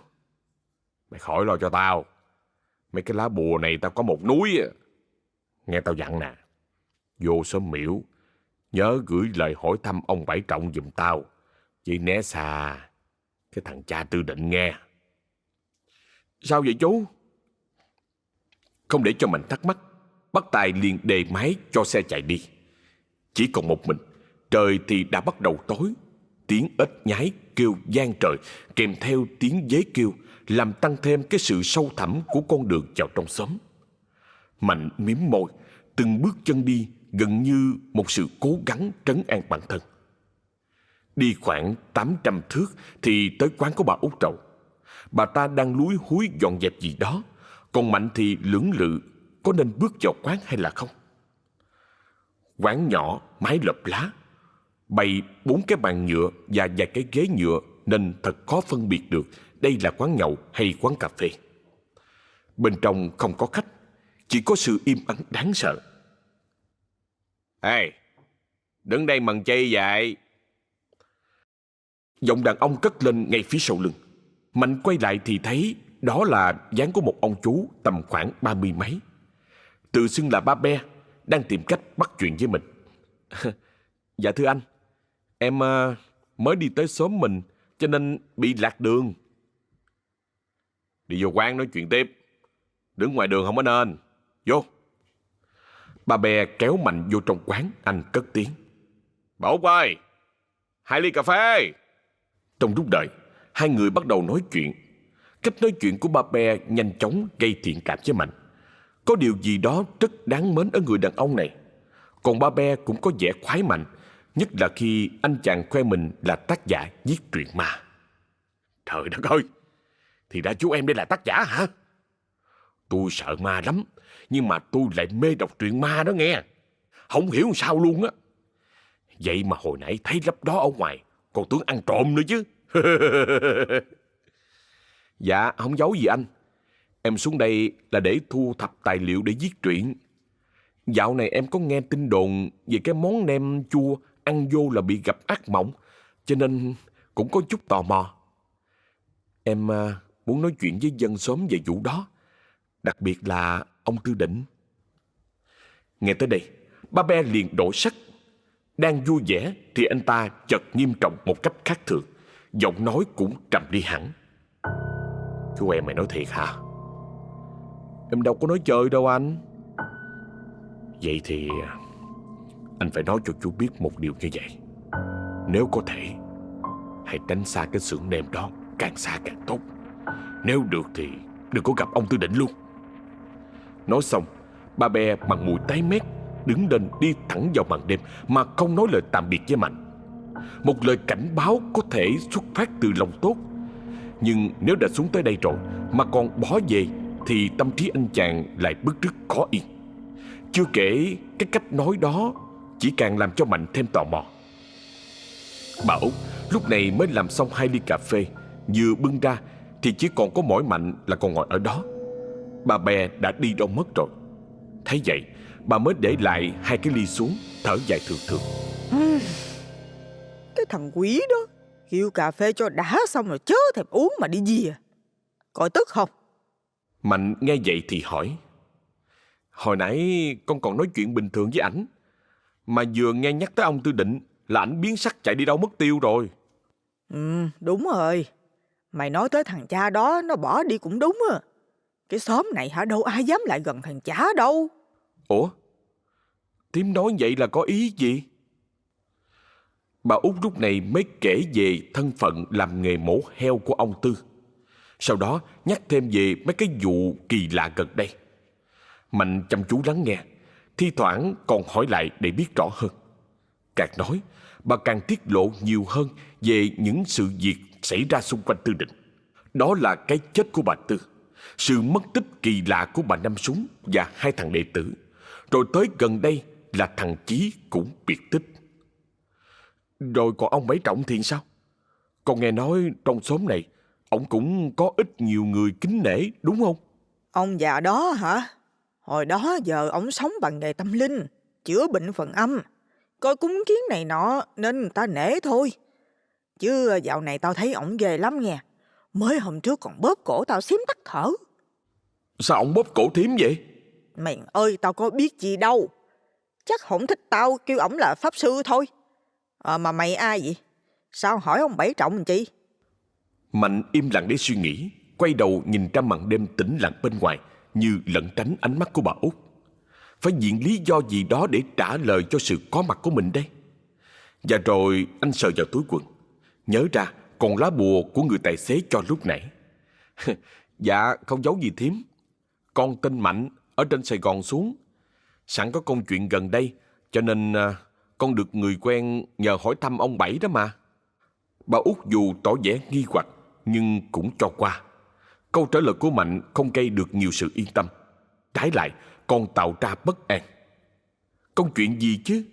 Chắc chắn đằng sau còn giấu cái gì đó, mà bà thì không rảnh để tọc mạch. Thôi trời cũng tối rồi, mày đừng có tới nhà ông Bảy giờ này nghe.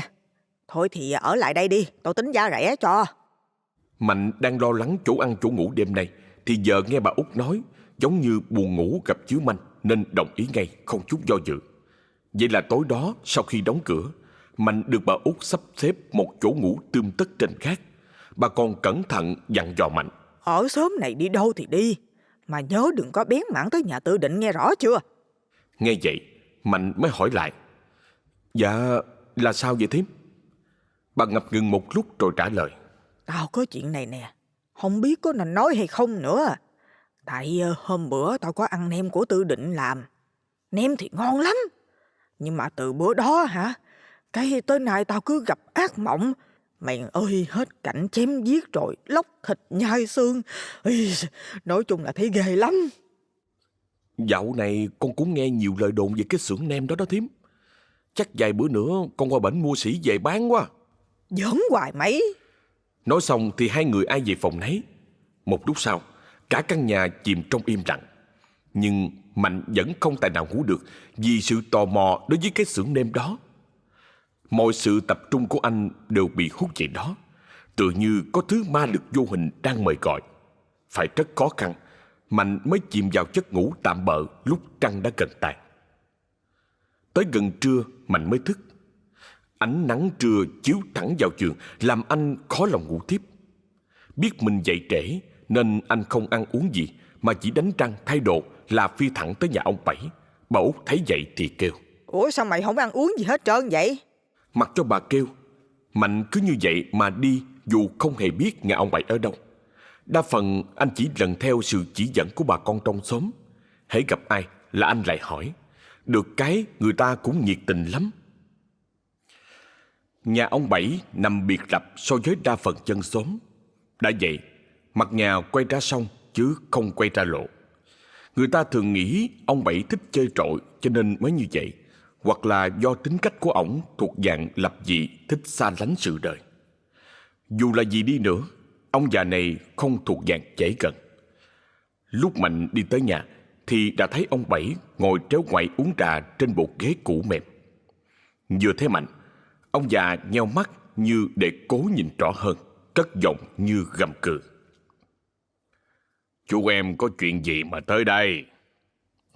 Mạnh đáp ngay: "Dạ, có chút chuyện." Ông Bảy vẫn ngồi đó, không nói gì mà ngoắt Mạnh vào nhà. Anh ngồi đối diện, chưa ấm chỗ thì ông nói tiếp: "Có gì thì nói liền, tao giúp được thì tao sẽ giúp." Ông Bảy vừa nghiêm nghị là có thêm chút gắt gỏng ở trong đó, làm cho Mạnh có chút sợ sệt. Nhưng rất nhanh chóng, anh lấy lại sự bình tĩnh để bịa ra lý do tới chỗ này. "Dạ, con bị vướng phải duyên âm. Trước giờ, hễ mà yêu ai á là gặp toàn chuyện trắc trở không à. Lên chùa hỏi thì thầy nói là bị vong nữ theo ám. Sẵn nghe tiếng ông Bảy tử người tài xế, cho nên con tới đây nhờ ông luôn." "Tài xế hả? Có phải thằng râu ria tùm phải không? Nó mới tới chỗ tao trục vong đó chứ." Là sao?" "Chuyện là như vậy. Tháng trước, thằng đó nó lại chỗ tao, nói là hay bị đau mỏi dài gáy, uống thuốc Tây hay thuốc Nam đều không có khỏi. Vậy đó mà nó nhờ tao coi khám. Hóa ra là bị vong bà mập theo, ngồi ở trên vai nó suốt. Hỏi sao mà không mỏi cho được." Ông Bảy nói xong cười khanh khách. Xong, ông mở túi áo, lấy ra một cuốn sách và tờ giấy lịch ghi ghi chép chép cái gì đó. Dù hành động của người này có chút kỳ lạ, nhưng cách nói chuyện của ông làm cho Mạnh thoải mái hơn đôi chút. Vì ban đầu anh nghĩ đây là ông già khó tính lắm. "Tao coi rồi, số chú mày đào hoa lắm, không có duyên âm gì đâu. Chỉ là duyên số chưa tới thôi. Giờ về chịu khó từ thiện, tu thân tích đức là tự nhiên có ghệ liền hà." Ông Bảy đưa tấm lịch xếp làm tư cho Mạnh. Anh bỏ vô túi, tính đứng lên đi về, thì từ trong buồng phát ra tiếng hét thảm thiết của một đứa con gái. Mạnh tò mò hỏi: "Tiếng ai mà nghe ghê vậy ông?" "Thì là tiếng của con Thanh, con Tư Định chứ ai. Không biết ai làm cái gì mà từ hổm rày nó qua bên này ở suốt trong buồng. Tao hỏi gì nó cũng không nói, tối ngày la hét vậy đó. Chắc tối nay ta phải ghé qua nhà thằng chả coi sao." Mạnh gật đầu tán thành với ý định đó của ông Bảy rồi nói: "Trùng hợp ghê á, con cũng tính ghé qua nhà của ông Tư đó đó." "Bay qua mận chi?" "Con tính mua sỉ nem của ổng để về bỏ mối. Dạo này kinh tế khó khăn quá, phải làm 2-3 nghề mới có đủ tiền để xài. Ông Bảy không chút nghi ngờ gì về hành động của Mạnh, thậm chí đã tin anh này cũng chỉ là những kẻ cơ hội như bao người khác. Nhưng ông đã phải thay đổi suy nghĩ khi nghe Mạnh hỏi: Ông Bảy sống ở đây lâu vậy rồi, vậy ông có biết bóng ma treo cổ từng tung quanh khu vực này 20 mấy năm nay không ông? Câu hỏi làm ông già ngập ngừng trong giây lát. Trong lòng dâng lên một cảm xúc khó tả. Tâm trạng đang vui đột nhiên chuyển sang cảnh giác, làm vẻ mặt ông toát ra dáng vẻ giận dữ, hai bàn tay siết chặt thành nắm đấm. Một sự im lặng rất nhanh xâm chiếm, gần như có thể nghe thấy tiếng tim đập thình thịch ở trong lồng ngực. Mạnh không đợi câu trả lời mà đứng lên ra về. Có lẽ nhìn thấy phản ứng của ông Bảy đã đủ để anh không nên dây dưa thêm nữa. Ông Bảy vẫn ngồi nguyên trên ghế, mắt hằn lên vài tia máu, nhìn chăm chăm vào bóng lưng của chàng trai này. Từ phía sau lưng, bóng ma với cái cổ gãy gần 90 độ khẽ đặt tay lên vai ông Bảy. Đó là cái chạm lạnh lẽo và buốt giá, nhưng ông chẳng mảy may quan tâm. Ông khẽ nhếch mép, cố nắn ra từng chữ, trích qua kẽ răng: Cái thằng kia, mày đã biết quá nhiều thứ rồi đó. Màn đêm nhanh chóng sụp xuống. Tối hôm đó cũng như mọi ngày, cái cảnh tượng xung quanh tuy vẫn bình yên, nhưng vẫn phảng phất đâu đó chút bất an trong lòng của Mạnh. Anh chàng từ lúc chập tối đã rời khỏi quán bà Út để tới nhà Tư Định.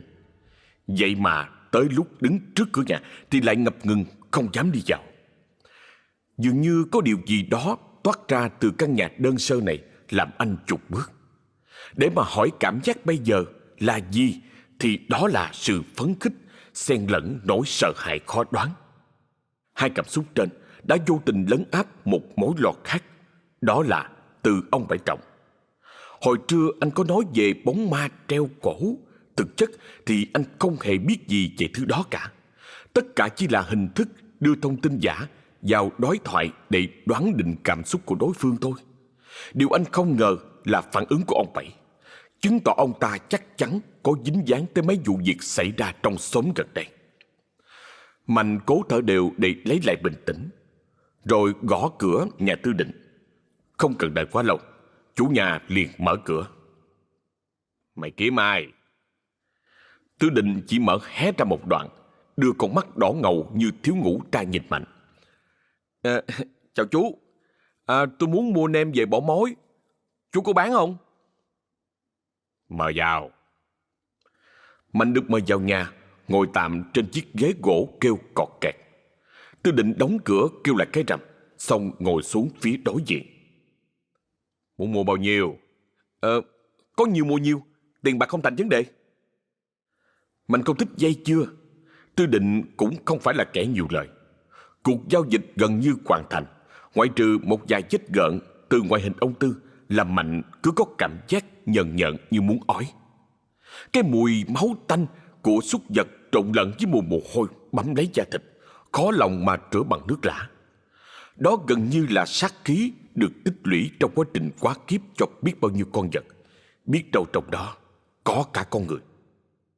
Nghĩ tới đây, Mạnh chợt trùng mình, da gà cứ như vậy mà nổi lên. Anh cố thở chậm nhằm giấu đi sự sợ hãi, hỏi thêm Tư Định. Tôi nghe nói nem của chú có mùi vị độc đáo, vừa thơm ngon lại bổ dưỡng, khó có ai sánh bằng. Chú Tư có thể cho tôi biết một chút về bí quyết được không? Tư Định mắt lờ đờ, chậm rãi đáp. Được thôi, theo tao xuống xưởng. Mạnh cứ như vậy mà đi theo Tư Định xuống xưởng. Khi ánh đèn vàng chót được bật lên thì thứ đập vào mắt không phải là nguyên liệu ngổn ngang hay đồ đạc lung tung, mà là sự gọn gàng sạch sẽ đến mức đáng ngạc nhiên. Quả là kỳ lạ. Mạnh bắt đầu suy nghĩ. Từ hôm dân xóm đồn đại về món nem là Mạnh đã nghi ngờ Tư Định rồi. Giờ móc nối lại với thông tin ở chỗ bà Út giúp anh nhận ra người này không phải là gã đồ tể tầm thường. Anh cảm thấy một cơn ớn lạnh chạy dọc sống lưng, mặt mày xanh chành, hỏi ông Tư. Sao không có gì hết vậy chú? Tiếp theo sẽ tới lượt mày. Bàn tay của ông Tư nắm vào sau gáy của Mạnh mà giáng xuống. Nhưng với sự cảnh giác cao độ, Mạnh đã may mắn né tránh được. Gã đồ tể bị lỡ đà, ngã vú dụ xuống nền nhà. Lần đầu tiên trong đời y thất bại trong việc phục kích. Mạnh chớp lấy thời cơ để phản công, định nhào tới ăn thua đủ, thì một cơn gió lạnh lướt qua làm anh choáng váng. Mắt anh dù cố hết sức cũng không thể mở lên nổi. Rồi cứ như vậy anh dần dần rơi vào trạng thái bất tỉnh. Cơn gió tưởng chừng ngẫu nhiên đó hóa ra là bóng ma treo cổ. Thứ đã đeo bám và chỉ đói ông Tư chế biến món men quái gì đó. Bà ta cứu tên sát nhân một mạng, nhưng lại không hiện ra mà bay đi đâu mất. Cho tới khi ý thức dần trở lại kéo anh tỉnh dậy thì cơ thể đã bị treo lên. Một chiếc móc sắt được cố định trên giá, ghim thẳng vào vai phải. Và chuyện gì đã xảy ra? Ai đã làm anh ta ra nông nổi này? Mạnh không nhìn rõ mà chỉ thấy mờ mờ. Cơn đau bắt đầu quanh hành dù anh cố gắng giữ yên cơ thể. Cái móc sắt lạnh lẽo đó cứ đung đưa theo cơn gió lạnh buốt. Thật quái lạ, vì trong xưởng đã đóng cửa chính, lại không có cửa sổ. Vậy thì gió từ đâu thổi tới chứ? Không mất nhiều thời gian để Mạnh nhận ra vấn đề. Có tiếng mở cửa, sau đó là tiếng bước chân của một ai đó bước vào. Chắc chắn là Tư Định, vì ngoài ổng còn ai bước vào xưởng được. Ông ta vừa cầm chai rượu, vừa ngửa cổ uống ực ực, tay còn lăm con dao bầu. Mạnh bắt đầu la hét kêu ông Tư: "Ông thả tôi ra! Ông già điên này! Ông tính làm gì tôi?" Tư Định dương đôi mắt lờ đờ nhìn Mạnh bằng ánh mắt của cái loại ác thú dành cho con mồi ưa thích. Ông ngậm một ngụm rượu rồi rút dao ra, phun rượu lên dao. Cách ông ta làm thật chậm rãi, cứ như đó là một nghi lễ của thầy tế. "Ê, ông đừng có nói là ông tính làm thịt tôi nghe ông già. Đừng mà!" "Đúng vậy. Mày muốn mua nem mà, đúng không? Giờ thì tao làm đây." Mạnh hốt hoảng, chân anh dùng dãy làm cái móc xuyên sâu hơn vào vai. Sự bất lực đã dâng lên tới cùng cực. Một mình anh chắc chắn khó thoát khỏi nanh vuốt của gã đồ tể này. Ông già từ từ đi tới, nắm chắc con dao trong tay. Nhìn động tác này, Mạnh đoán rằng ông ta có thừa khả năng cắt xẻ cơ thể người thành trăm mảnh.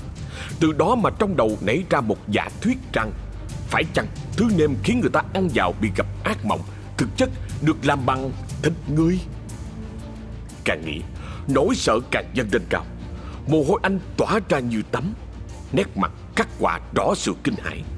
Con dao chỉ còn cách cẳng chân tầm 20 phần.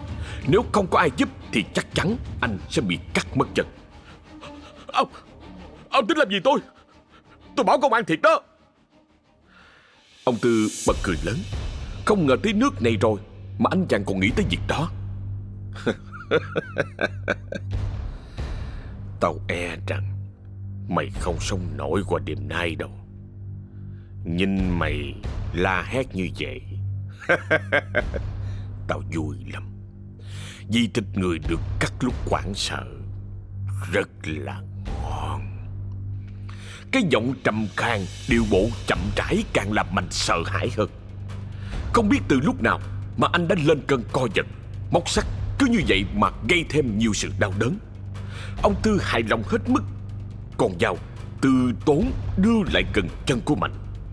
Chắc chắn chân sẽ bị cắt nếu không có một tiếng xô cửa mạnh bạo kèm theo tiếng nạt nộ của một người đàn ông. "Dừng tay lại!" Người đó bước vào xưởng, tay cầm theo cây sào dài cỡ 2 mét, tướng người rắn chắc. Mạnh nhận ra người này vì đã từng gặp qua rồi. Đó là bà Be. Tư Định nghe thấy thì quay lại, ném cho anh một cú liếc té lửa, giọng đầy đe dọa: "Mày vẫn cứ thích trỏ mỏ vô chuyện của người khác hả?"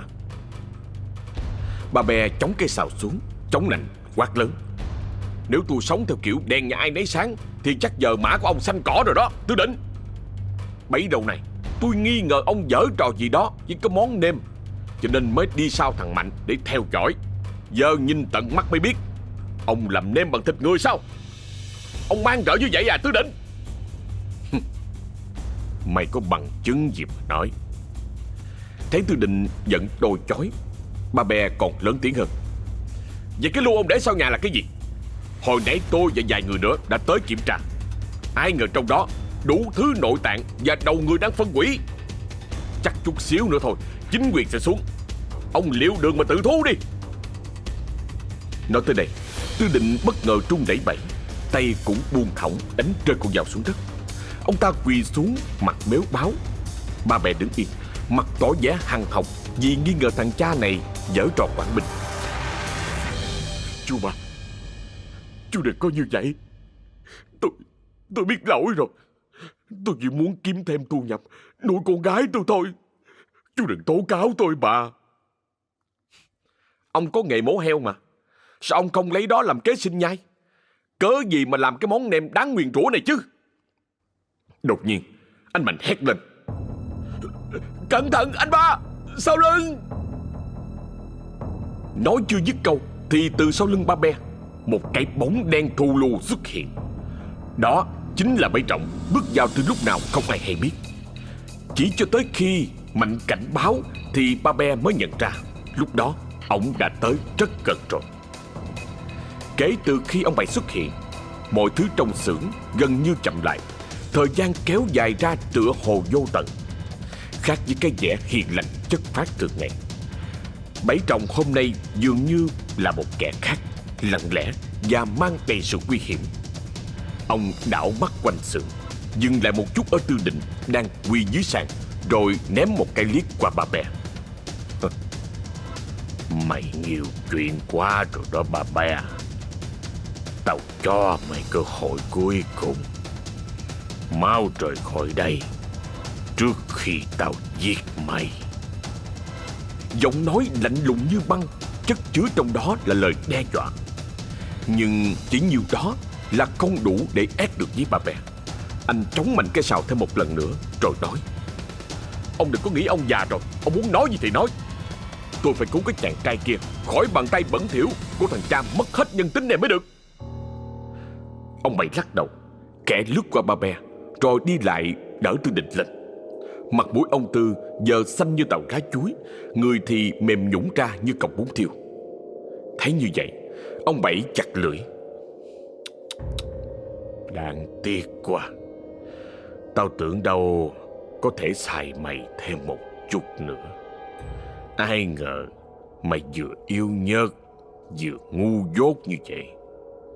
Mới bị thằng ba Be hù cho một cái đã cúi đầu rồi. Ông nói cái gì? Tôi không có sao gì hết. Ông nói ai ngu? Nói lại tôi nghe. Tư Định giọng lắp bắp nhìn qua cái người đỡ mình. Ông Bảy tặng hắn một cái, rồi xô Tư Định qua một bên không chút thương tiếc. Thân hình nặng nề của ông Tư hạ cánh xuống mặt sàn lạnh lẽo, cố dương mắt lên nhìn kẻ vừa đẩy ngã mình. Ông Bảy cười hề hề rồi nói. Mày không hiểu gì cũng đúng. Thôi, để tao giải thích từ từ cho cái thằng đầu heo như mày dễ hiểu. Ba Be nhìn Mạnh, cả hai không ai dặn ai mà im lặng quan sát. Mạnh quên hẳn cái cảm giác đau đớn ban nãy mà chăm chú quan sát ông Bảy. Ban đầu anh suy đoán ông già này không hề đơn giản như vẻ bề ngoài, và giờ chắc sẽ đúng như vậy thật. Ba Be án binh bất động, tay vẫn cầm chắc cây sào phòng có biến cố xảy ra. Bỗng dưng có một cơn gió lạnh thổi tạt qua xưởng. Đó không phải là gió thường, mà trong đó còn có mùi tử khí thoảng qua. Sau khi lướt qua khắp nơi, nó ngừng lại ở sau lưng của Bảy Trọng. Thứ đó hiện nguyên hình là một ả đàn bà, cái cổ gãy với chiếc thòng lọng vẫn còn ở quanh cổ. Tư Định vừa nhìn thì mừng rỡ kêu lên. Mình ơi, cứu tôi mình ơi! Nhưng thứ duy nhất đáp lại Tư Định chỉ là tiếng cười man rợ của Bảy Trọng và sự khó hiểu tới từ ba Be cùng với Mạnh. Rõ ràng hồn ma chỉ cho hai người kia nhìn thấy thôi.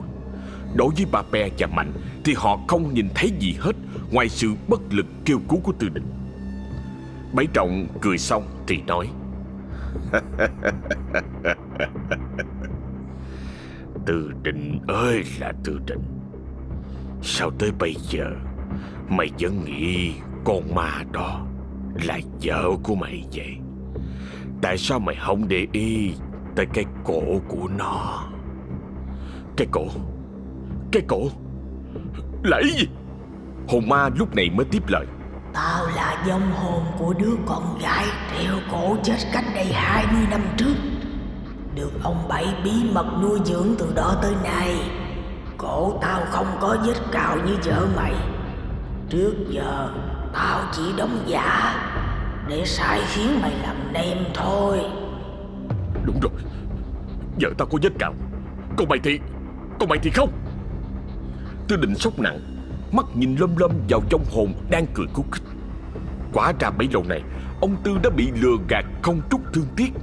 Ông Bảy thấy như vậy thì bồi thêm một câu tiếp theo: Mày có biết tại sao vợ mày chết không? Sẵn tiện tao nói cho hai thằng còn lại nghe luôn. Chính tao đã giết nó đó. Mày còn nhớ cái bữa bị con Năm súng qua xiết nợ không? Sau khi vợ mày vẫn còn Thành qua thì nghe tin mày nhập viện. Nó cùng tao về lại căn nhà thì bị tao xiết cổ, treo lên rồi dàn dựng thành một vụ tự tử.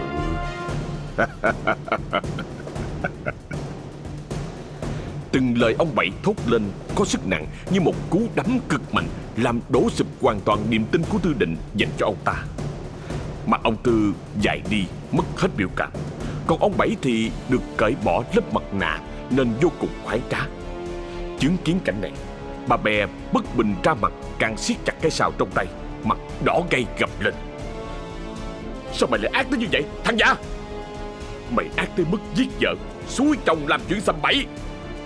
Giờ tao chỉ muốn hỏi là con Thành đang ở đâu? Nó ở đâu có liên quan gì tới tao? Giờ cái mạng mày lo còn chưa xong nữa, ở đó mà lo chuyện bao đồng. Bà Bè nhếch mép, cầm cái sào lao tới, quyết đập cho ông Bảy một trận. Như đoán ra được ý đồ, ông già liền dùng tay đỡ lấy cây sào rồi giữ chặt. Lâm vào thế như vậy, anh bà có buông hay nắm thì phần thiệt cũng thuộc về mình. Buông thì ông Bảy có vũ khí, mà nắm thì khó xoay trở. Bà Bè lâm vào thế khó, lập tức bị ăn một đá vào thẳng đầu gối.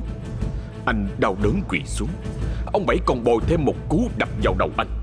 Máu bắt đầu chảy trên mặt, kéo xuống tới mũi, từ từ rơi vào trạng thái bất tỉnh. Ông Bảy dễ dàng hạ gục bà Bè bằng một thứ sức mạnh khó tưởng, nhưng sau lưng vẫn là một nơi khó thủ. Trong một lúc lơ là, Tư Định lồm cồm bò dậy, cầm lấy con dao bầu rồi xông tới chém cho Bảy Trọng một nhát dài từ vai xuống lưng. Chỉ tiếc là không trúng chỗ hiểm nên chưa thể tiễn tên ác ôn đi chầu Diêm Dương, mà chỉ khiến cho hắn ngã quỵ xuống. Hắn quằn quại hét lên vì đau đớn, máu từ đó tuôn ra xối xả. Xưởng nêm vốn là một nơi đặt sau nhà và cách rất xa, với lại cũng rất là kín, cho nên mọi việc xảy ra trong đây bên ngoài khó lòng biết tới. Điều đó vô tình dung dưỡng cho tội ác của tay đồ tể Tư Định dưới sự thao túng và chủ mưu của Bảy Trọng. Giờ đây, khi ông Tư đã lấy lại phần nào lý trí, trong lạch nước mắt, giọng nói uất nghẹn đầy chua chát đó lại cất lên: Mày giết vợ tao, còn kêu ma quỷ xúi tao làm chuyện ác nhân thất đức. Đúng là nực cười. Hồi còn sống, vợ tao toàn khuyên tao bỏ nhậu đi, mà tới hồi sau này, con ma này ấy chỉ xuất hiện khi tao say xỉn mà thôi. Tao quá ngu mà. Tại sao tao không nhận ra điều này sớm hơn chứ? Để tới bây giờ, khi tay đã dính đầy máu tanh rồi thì đã quá muộn. Thôi thì tao sẽ dành chút ít thời gian tỉnh táo còn sót lại để hỏi lý do tại sao mày lại làm như vậy, Bảy Trọng. Ông Tư sấn tới, lia con dao bén ngót lại gần cổ ông Bảy. Đòn chém ở lưng đã phần nào có tác dụng. Ông ta giờ không còn cái nét độc ác mạnh mẽ như ban nãy nữa, mà thay vào đó là sự tái nhợt do mất máu. Ma nữ biết mình khó lòng can thiệp vào việc này, đành chỉ bay là trên trần, chứng kiến mọi thứ. Ả là người góp phần tạo ra bi kịch này, giờ mà xuất hiện trước mặt Tư Định chắc chắn sẽ không toàn thay. Con dao của ông ta cắt cổ không dưới 10.000 con heo, chắc chắn sát khí của nó đủ để khiến Ả e dè một chút. Vong hồn của Ả khẽ nhìn sang Mạnh, nhưng anh có đeo bùa nên Ả đành bó tay, chọn cách bay đi chỗ khác. Đến lúc này, Bảy Trọng chỉ có thể thều thào, miệng nở một nụ cười đầy quái dị, tay quơ quơ bất định trong khoảng không trước mặt. Tao dù có chết cũng không nói cho mày biết đâu. Mày hãy dành phần đời còn lại để tìm hiểu đi, thằng cho đồ tệ dở dai.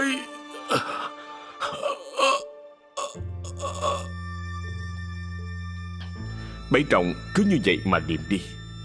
Tư Định bỏ dao xuống để mặc kẻ thù ác chảy máu cho tới chết. Đi tới chỗ của Mạnh đang treo, gỡ anh chàng xuống rồi thở dài. Xin lỗi chú em. Xem chút nữa tôi đã giết chú rồi. Thôi thì giờ chú hãy đưa Ba Be rời khỏi đây đi. Tôi quyết định sẽ đi đầu thú, đưa con người độc ác này về với ngọn lửa công lý. Mạnh gật gật, vai phải vẫn đau nhói, nhưng chân thì phóng như bay tới chỗ Ba Be đang nằm.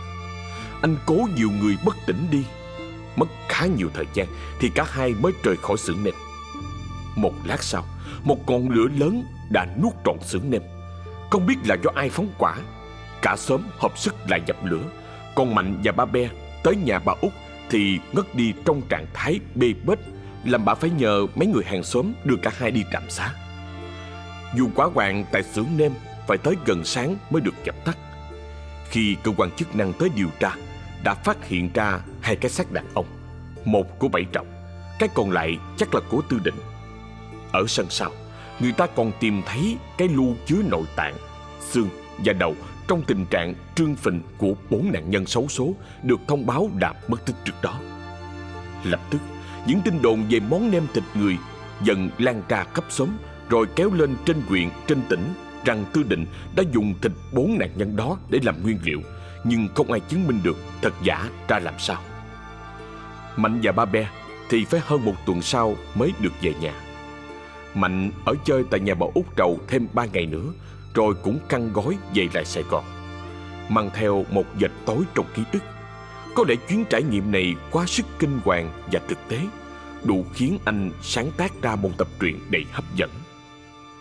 Ngày Mạnh đi, Ba Be dù chân vẫn còn bị thương nhưng vẫn cố gắng chống gậy lết đi tiễn anh bạn mới quen. Thời gian hai người biết nhau dù không quá lâu nhưng vẫn có sự gắn kết nhất định. Nhất là khi bọn họ đã cùng nhau thoát chết khỏi xưởng nêm đầy chết chóc kia. Anh Ba, đâu cần phải đưa tiễn lôi thôi như vậy. Em có thể tự đi được mà. Lo cho cái chân què của anh đi. Chú em đừng lo cho tao. Tao còn khỏe như trâu đây nè. Cái vai của mày khỏe chưa mà đi. Sao không ở thêm mấy ngày nữa đi? Dạ, tại em còn mấy việc phải giải quyết. Thôi, em đi đây. Anh Ba ở lại mạnh giỏi nghe. Ba Be mỉm cười, tay giãy chào tạm biệt người bạn không biết tới bao giờ mới gặp mặt lại được. Thượng độ bình an nghe. Anh đợi cho tới khi chuyến xe đi khỏi rất lâu rồi mới cân nhắc rời đi. Nhìn bước đi nặng nề này, anh không giấu được sự thất vọng về bản thân mình. Có lẽ cả đời này cái chân sẽ mãi mãi không lành, rằng anh sẽ phải sống trong cảnh tàn phế rồi. Nhưng nếu so sánh với thảm cảnh của Tư Định thì vẫn còn may mắn hơn. Ít ra, Ba Be vẫn còn sống sau thảm kịch ngày hôm đó. Anh mỉm cười như chấp nhận mọi điều xảy đến, từ từ đi về phía xóm miễu, tiếp tục cuộc đời lặng lẽ. Cái chết của Tư Định đã đến như một cách đền tội. Mọi thứ liên quan đến ổng đều đã hóa thành tro bụi trong đêm định mệnh đó. Dù vậy, sau đó vài năm, những người đã từng nếm trải món nem đều bị dính phải một căn bệnh lạ. Có người thì đau lưng, nhức khớp, rồi từ từ rơi vào hôn mê, không bao giờ tỉnh lại. Vài người thì quá điên, quá dại, cầm dao tự hủy hoại chính mình, rồi kêu là: Tao đang là Nem, tao đang là Nem. Làm ai nấy đều bàng hoàng. Còn Thành kể từ ngày đó cũng mất tích. Mấy ngày sau đó thì cũng đã phát hiện treo vòng cổ ở cây trứng cá cuối xóm, y hệt như cách má nó rời khỏi cõi đời. Dân xóm nghĩ chắc nó mặc cảm với tội lỗi của cha nên chọn cách nghỉ quẩn, mà nào hay nó đã ăn phải cái món nem chết chóc đó rồi phát bệnh. Cái chết của Thanh trở thành hồi kết của gia đình Tư Định. Cái cây trứng cá từng là nơi tụ tập của con nít giờ vắng que, vắng ngắt. Có lẽ vì cha má tụi nó không muốn tụi nó phải động chạm với một thế lực vô hình. Tụi nhỏ vẫn vô tư, hồn nhiên, nào hay biết chuyện gì xảy ra. Cả đám cứ như vậy mà đi chơi khắp nơi trong xóm. Chỉ có một sự lạ là từ khi Thanh chết thì tụi nó lại trăm trang một bài thơ đầy ám ảnh. Nghe nói là do một đứa trong số đó đã nằm chim bao, thấy ông Bảy hiện về thuật lại. Thấy lạ nên tụi nó tự truyền tai nhau học thuộc. Nguyên văn như sau: Đen chua rỉ máu, xác người nằm đó, các phần ngon tươi, phần dở chớ bỏ, thịt ngon xay nhỏ, thêm tỏi ớt tiêu, thêm thính thêm bì là đa thành phẩm. Còn về phần thừa là xương mỡ đầu, xương đầu bó hũ, mỡ thì thắng lợi. Nem này nên nhớ, ủ bằng oán hận nên mới thơm ngon. Giết ai cũng được, chỉ trừ mình ra. Nem chua thơm ngon, bao người thưởng thức. Mỗi khi mở gói, nhớ nhìn ra sao, mắt ai trừng trừng. Mỗi khi cái đám con nít cất lên cái bài này thì tất cả những người lớn đều cảm thấy ớn lạnh sống lưng.